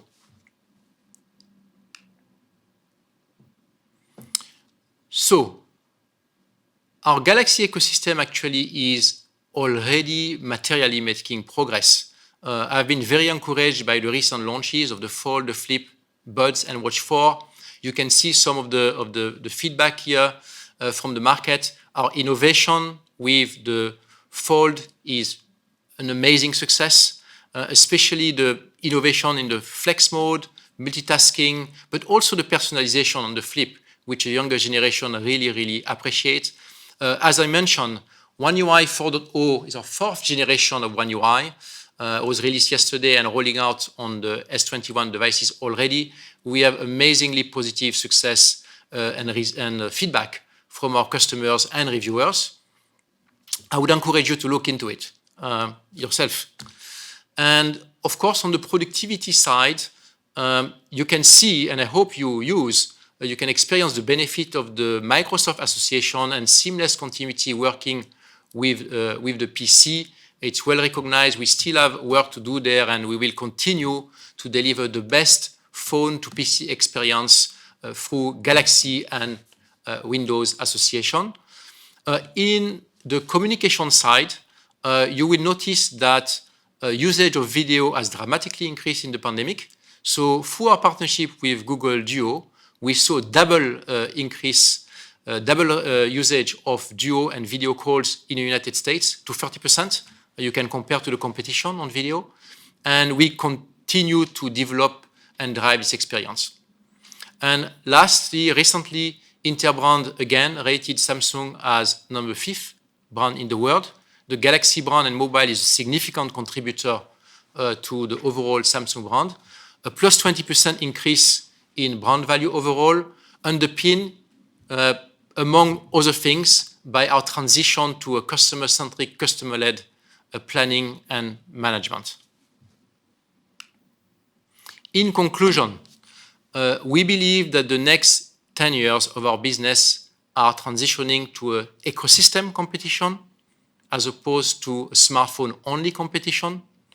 We have been preparing the hardware and software platforms and partnerships over the last 3-5 years to be ready for this ecosystem competition. We will strive to meet evolving customer needs. We believe with the pandemic there is an opportunity to reshape the market around the new ecosystem competition. Our fundamental values are continued innovation with the right investment in hardware, not only hardware, software and UX, the building of an open ecosystem, which is our alternative, with best-in-class strategic partners, notably Google and Microsoft at platform level, but others. And last but not the least, shifting our company to a customer-led, customer-centric product planning and product management. So I hope you found it useful, and I'm looking forward to your questions.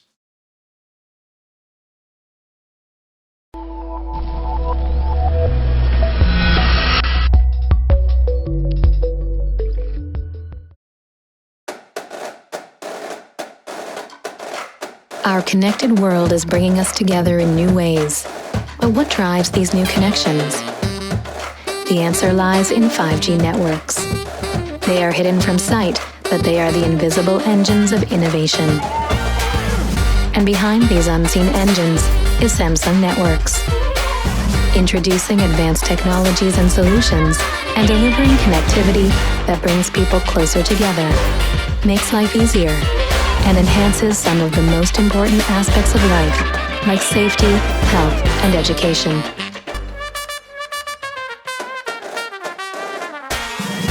We never stop innovating, always looking ahead for the next engine that will ignite a brighter future. That's the spirit behind our deep commitment to 5G, a commitment proven by more than a decade of extensive research and development. Through our mobile technology expertise and global infrastructure, we are supporting the development of the 5G networks that drive our connected lives, power business sectors and industries with new and innovative services, pushing the limits and preparing for what's next to come. You may not see us, but we are the power behind the unseen engines of innovation. Hello. I hope you enjoyed the video we just saw. That is our vision of what 5G can be for all of us going forward. 2 years ago, we met in one place, facing each other in person, and at that time, I explained our vision of what 5G could be for the world. Today, in 2 years, everything has changed in many ways. Now, home is the new school. Home is the new workplace. Home is the new gym. Home is the new place for a get-together, as I'm sure many of you have done over the last 2 years. And home is the new movie theater. Now the family gathers to watch everything together. Home is also the new restaurant. We gather together, we order things. In short, connectivity has become our lifeline.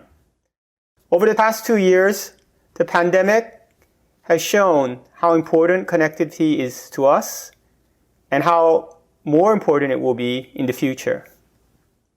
I guess the question is, how did we do it? How did we survive the global pandemic? Of course, we have all suffered a lot. But fundamentally, if you think about it, if this happened 20 years ago, I think the situation would have been a lot worse. Simply put, I think the answer why we were able to survive was a mixture of broadband, cloud, and smartphones. Broadband, in many cases, has now gone to multi-megabps per household. Cloud services, which were non-existent 20 years ago, over the last 10 years has expanded explosively. And smartphones, a market that people dreamed about in science fiction, only started in 2005 or so, has now exploded all over the world. And it was a combination of these three that enabled us, I think, to survive the pandemic. This picture shows really what happened. We took our services from the global cloud server providers. We had broadband to connect to them.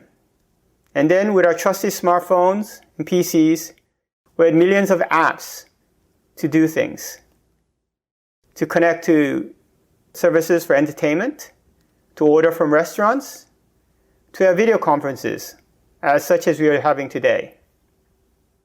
And also social media to connect to our friends and loved ones.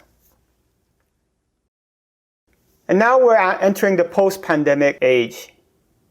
And the only thing I can say is that all of these use cases and what applications that we've used, post-pandemic, it will accelerate. But we believe there will be one major difference, that it will be more mobile. During the pandemic, many of us were stuck at home and not able to move around that much. And of course, we avoided moving that much on purpose. But post-pandemic, we will be moving more.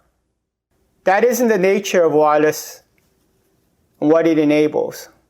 Over the last 10 years, if you look at it, the mobile broadband has now greatly exceeded fixed broadband. Smartphones, at 1.3 million shipments in 2021, is multiples of PC shipments. Even though in 2021, there was a renaissance in PC shipments due to the pandemic, smartphones are still many more times than PCs. And of course, mobile data traffic has been increasing. But as I said, during the pandemic, in some ways, it was sort of artificially contained. But now, as people can expand in 2022 and beyond, we can expect it to expand even further. So the question is, for operators, how can you handle this increase in traffic? That is, for them, the major problem. And it will become a bigger problem going forward. As people start using what we used in the pandemic on their phones, wherever they are, wherever they're going, whatever they're doing. If you do Zoom calls now mostly at home, but you start doing Zoom calls as you travel in the car, in the park, and other places, the traffic will be generated, will be much more diverse, much larger, and it will have the added difficulty of mobility. So, how will operators deal with this? First, the most obvious one is more technology. And as you can see, during the last 5 years, 4G has expanded greatly, become very, very powerful. But now we're moving to 5G. And Samsung was one of the leaders of 5G, as you showed in the video, starting our research in 2009. And now we're seeing the fruits of that labor coming out in many more technologies that enable 5G and ways to handle the huge traffic. Massive MIMO, beamforming, massive antennas, they're all technologies that we developed and are now being productized by us for our 5G products. And as I said, there'll be more technology that we're bringing to 5G that will enhance the value of the hardware products we bring. Beamforming, network slicing, low latency. All of these things are things that will enhance the capacity and ability of 5G to handle traffic. And the more traffic that's generated, the more 5G that will be needed. Will that be enough? No, not just technology by itself. The technology itself requires massive amounts of spectrum, of bandwidth. 4G requires tens of megahertz per carrier. the standard LTE spectrum was 20 megahertz. 5G will require hundreds of megahertz per carrier. Many operators are asking for 100 megahertz in 3.5 and 800 or more in the millimeter wave bands. And so what this picture shows is what's going to happen.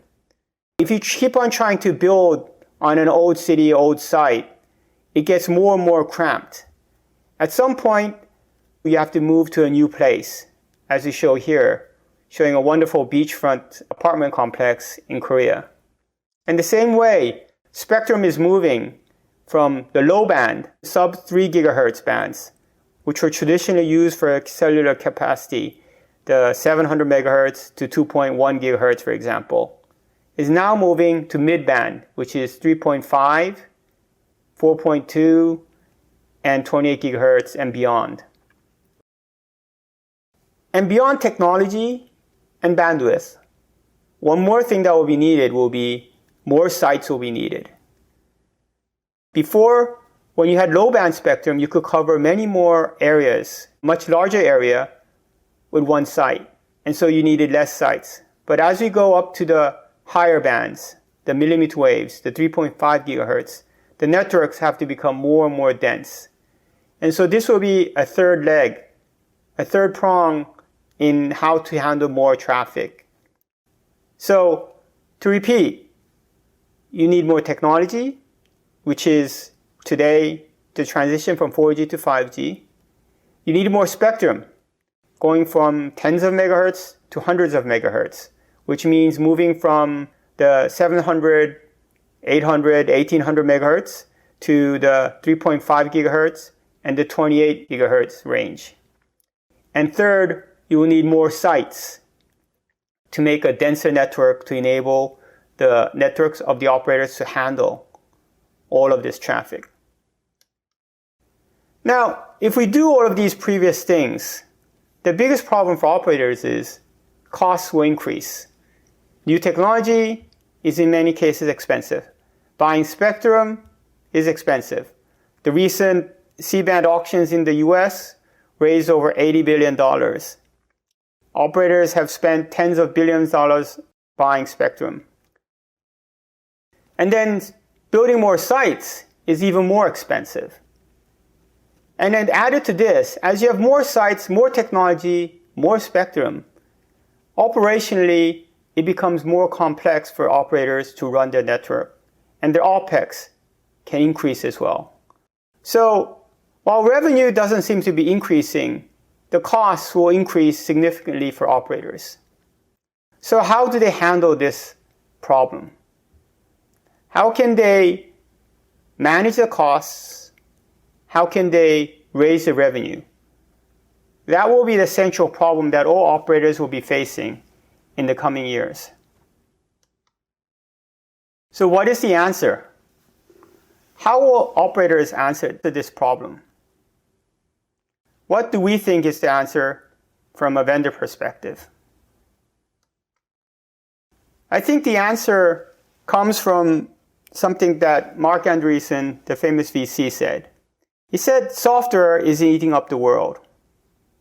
And by that he said what was made in hardware was being changed to software for many features and many functions in the world.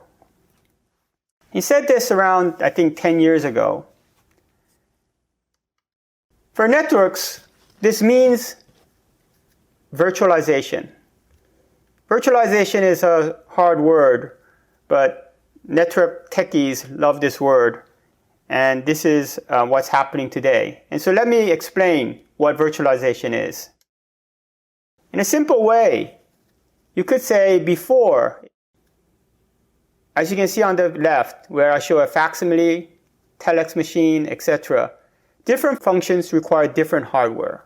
Use the phone, use the facsimile, the telex, you needed camera. Today, all of these different functions are just different software applications on one hardware platform, a smartphone. Virtualization, you can think of it that way, is moving all the features of a hardware into software. So what does virtualization mean in a network? Well, previously, when we had different functions, we had different hardware. We would have electronic switches, we would have paging amp systems, we would have mobile wireless systems like CDMA, WCDMA. We had the core, baseband, and each of them were wonderful gray boxes that were made by wonderful engineers with a lot of sweat and tears. Now, I myself have worked on these, and this was an extremely enjoyable part of my life, I would say. But today, if you look at the advanced networks, what has become network functions is what is shown on the right. You just have banks and banks of servers. And it implements many different functions, but all of them are different software applications. So today, routers, firewalls, push-to-talk applications, IMS, are implemented in cloud. The mobile core is implemented in cloud. And the mobile RAN is moving into the cloud. So when this vision becomes fully implemented in all operators, that is when you can say the full network is virtualized.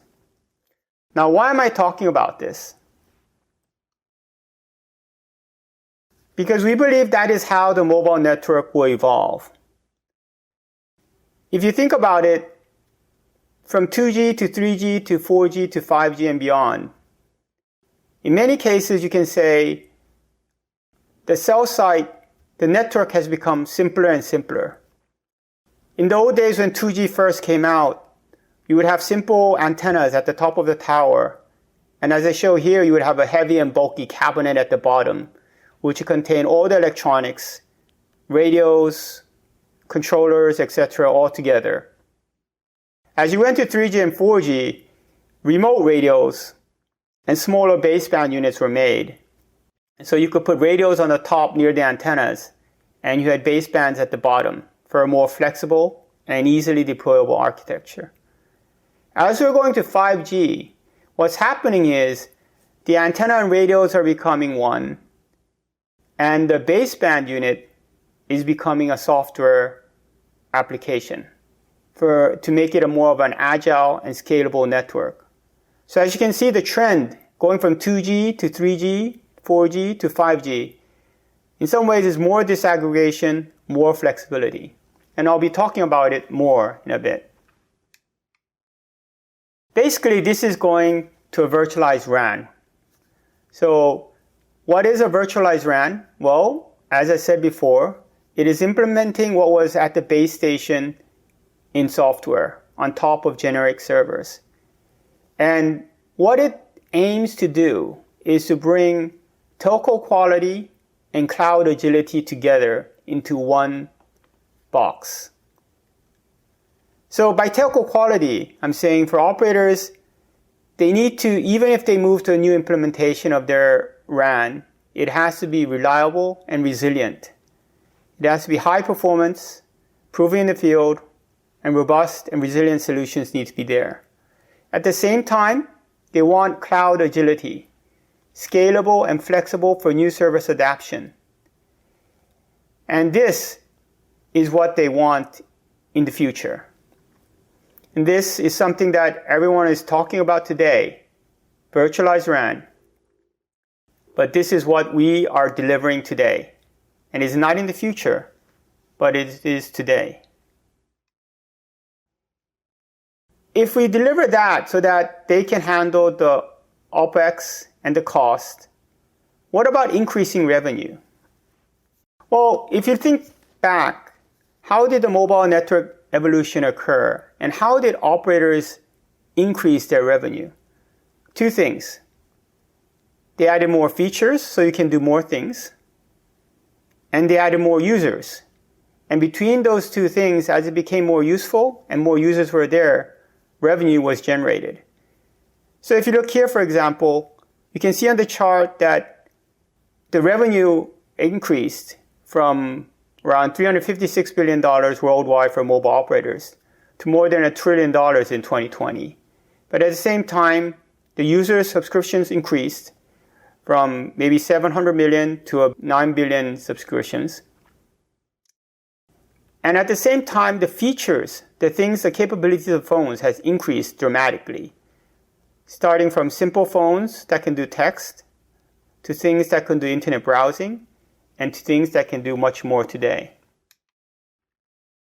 So basically, the answer is really more services, more users will always equal more revenue. And going forward into 5G, for operators, it will be more cloud, which will enable this. Because as you go to cloud and vRAN and virtualization, they will have to add infrastructure to enable the cloud, the virtualization, the vRAN. But once you have the cloud, it will enable the ability to add cloud-enabled services such as mobile edge computing, MEC, and network slicing. By that, what do we mean?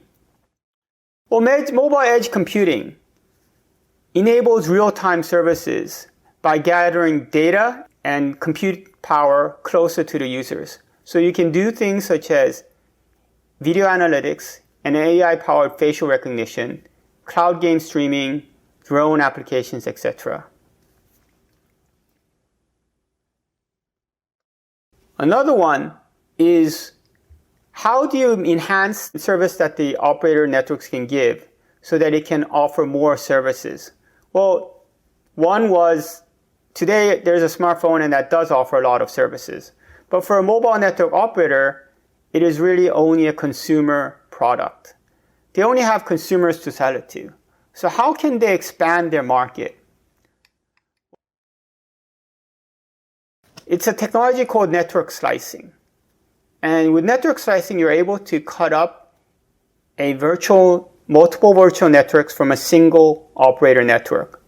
And so depending on the use case, cloud gaming, smart factory, or remote surgery, autonomous driving, etc., you can create a network for high bandwidth users, low power massive connection users, or time critical users, and connect them to different applications.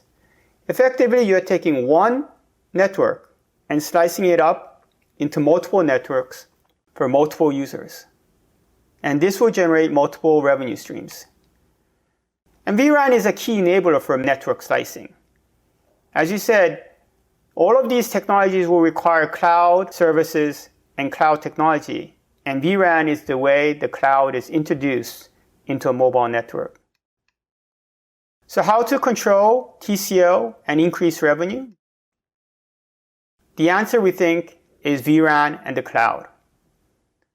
With vRAN, you can control the CapEx and OpEx, and you can also increase revenue with the new services, cloud, MEC, and network slicing.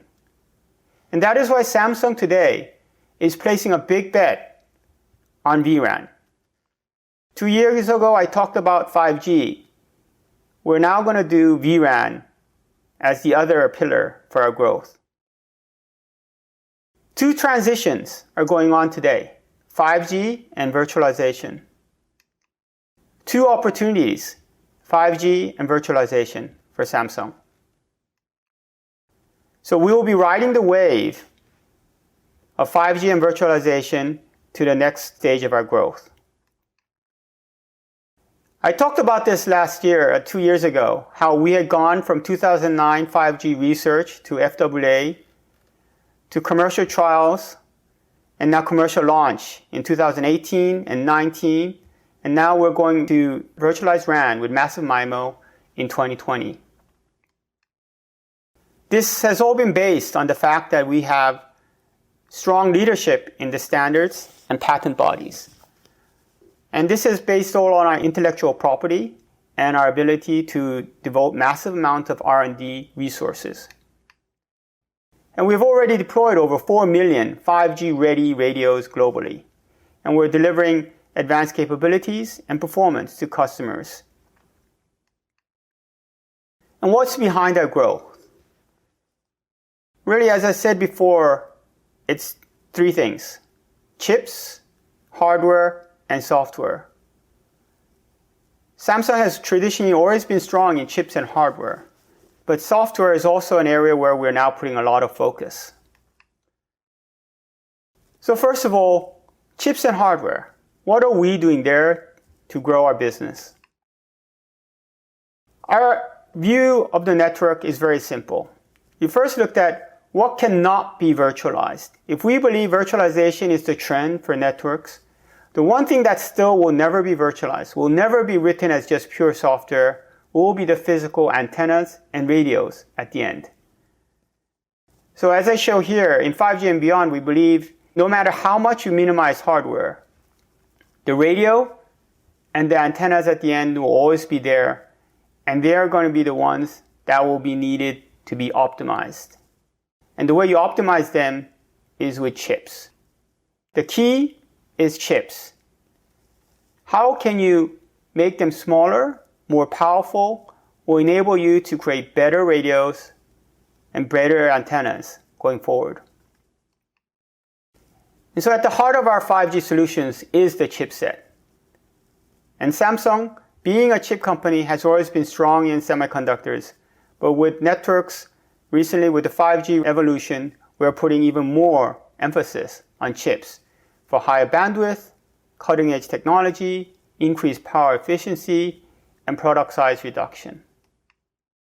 We have over 20 years expertise in chipsets, and we have over 200,000 5G SoCs in the field already today. Our product innovation is based on our in-house chipsets. In 2017-18, we created the first 5G modem and RFICs. We expanded in 2019-20 to a family of second-generation modems, transmitter ICs, and massive MIMO ICs. In 2021, we're expanding that further to increase second and third generation chipsets for the modem, RFICs, and also interface ICs, etc. And with each wave of extra chipsets, we're increasing the capacity, reducing the power consumption, and extending the coverage of our products. This will be a key differentiating factor of Samsung products going forward. We believe it's one of those things that makes it harder and harder for our competitors to catch up. We offer a complete solution for any deployment scenario. Millimeter waves, mid-band, low-band, that can offer video hotspots, wireless backhaul, autonomous cars, etc. These are all products that are using extensively our chipsets today. The massive MIMO radio, for example, is a pivotal player in 5G, and this has been one of our key technology breakthroughs. How to solve the challenges in 5G was a big issue. And the way we did that was, with massive MIMO, we used what's called multi-user MIMO, beamforming, and integrated solutions so that you could create smaller and better performing radio products. And now what's behind our growth? Well, it's the third pillar that I talked about, software. And this is where we're putting, as I said, our big bet on virtualized RAN. Because if you think about it, as I said earlier, what can be virtualized in a network? And if you think about it, if you take away the radio and the massive MIMO units, etc., then whatever is in the baseband can actually be virtualized. And for that, the key is software. Virtualization already was introduced into network architecture from 7-8 years ago. It was started in the mobile core, and which in some ways was the easiest one to move over because it was basically a lot of it was servers anyway. And so it was a relatively easy move comparatively. And we were the first to virtualize a vCore, virtualized core in 2015. And we have been extensively deploying it throughout the world. And now with RAN, we'll be extending a virtualization across the globe. We have the biggest vRAN commercial deployments or agreements already with global tier 1 carriers. In the US, we have the first wide-scale commercial vRAN deployment ongoing with the number 1 operator in the US. And in Europe, we have just announced the first wide-scale commercial agreement with the operator Vodafone in the UK. And in Asia, we have just brought the industry-leading vRAN solutions to KDDI in Japan. As you can see, we are building a vRAN customer portfolio across the world in all the major markets, the US, Europe, and Asia. No other vendor is anywhere near us in this scale or breadth. And one of the reasons why we are so successful is because operators are looking for a Goldilocks combination. They want innovation, but they also want a vendor who can offer reliability. And so, yes, there are a lot of vRAN startups. They might offer innovation, but for operators, do they offer reliability? And then there are the other big companies, our competitors, who offer reliability, but who might not be as innovative. As I say many times, the Goldilocks. We are offering an innovative solution with reliability. And that has been the key to our wins across the world. So, in 2022, what do we say? We say vRAN is eating up the world. So, as I said, best-in-class Samsung's fully virtualized RAN gives the operators a full radio network which has all the massive technology of massive MIMO, DSS, etc. for 5G, but also cloud-native architecture, multi-technology, and the higher capacities, that cell capacities and flexibility that cloud can enable. Then what will fuel our next growth? As I said, it will be 5G and vRAN. But if you think about it, what happens after that? Well, actually, if you take those two together, we think there's a fourth leg, a fourth pillar that we can rely on. And that is intelligence. And that is another area where we think we are putting a lot of effort that are differentiating ourselves from our competitors. Network automation is one of those things that has been something that all operators have been looking for many years. Analysis, optimization, and monitoring. How can you make that virtuous circle go round and round? Previously, it was hard to do, but now, as it becomes more and more software, the more and more easier it will become, especially in the cloud, which is always built on this sort of zero-touch automation and a virtuous cycle of analysis, optimization, monitoring. And by this, operators can save their operational costs, reduce human error, enhance performance, and enable fast deployment. Another key part will be harnessing AI for future networks. AI and 5G are made for each other. AI needs massive amounts of data to process and to come back. And that is what 5G enables. It will enable network intelligence, higher network energy efficiency, ability to maximize user experience, as you can optimize the network, the air algorithms on the fly. So, if you take this into account, recently Samsung said that we would invest more than $200 billion in 4 main areas. And they were shown on the left here on the chart: semiconductors, telecommunications, AI, robotics, and biopharmaceuticals. And this would fuel Samsung's post-pandemic growth. Well, telecommunications obviously is something Samsung Networks is heavily invested in. And as you're saying, this is where a lot of our investment will be going as a Samsung group. But if you think about it, and think about what I've just discussed, 2 other pillars where we're putting a lot of effort will also be helping our next generation telecommunications efforts. One is semiconductor. As I said, chips will be the bread and butter of telecom products going forward. And AI, which, as I said, will be the 4th leg, pillar of our growth.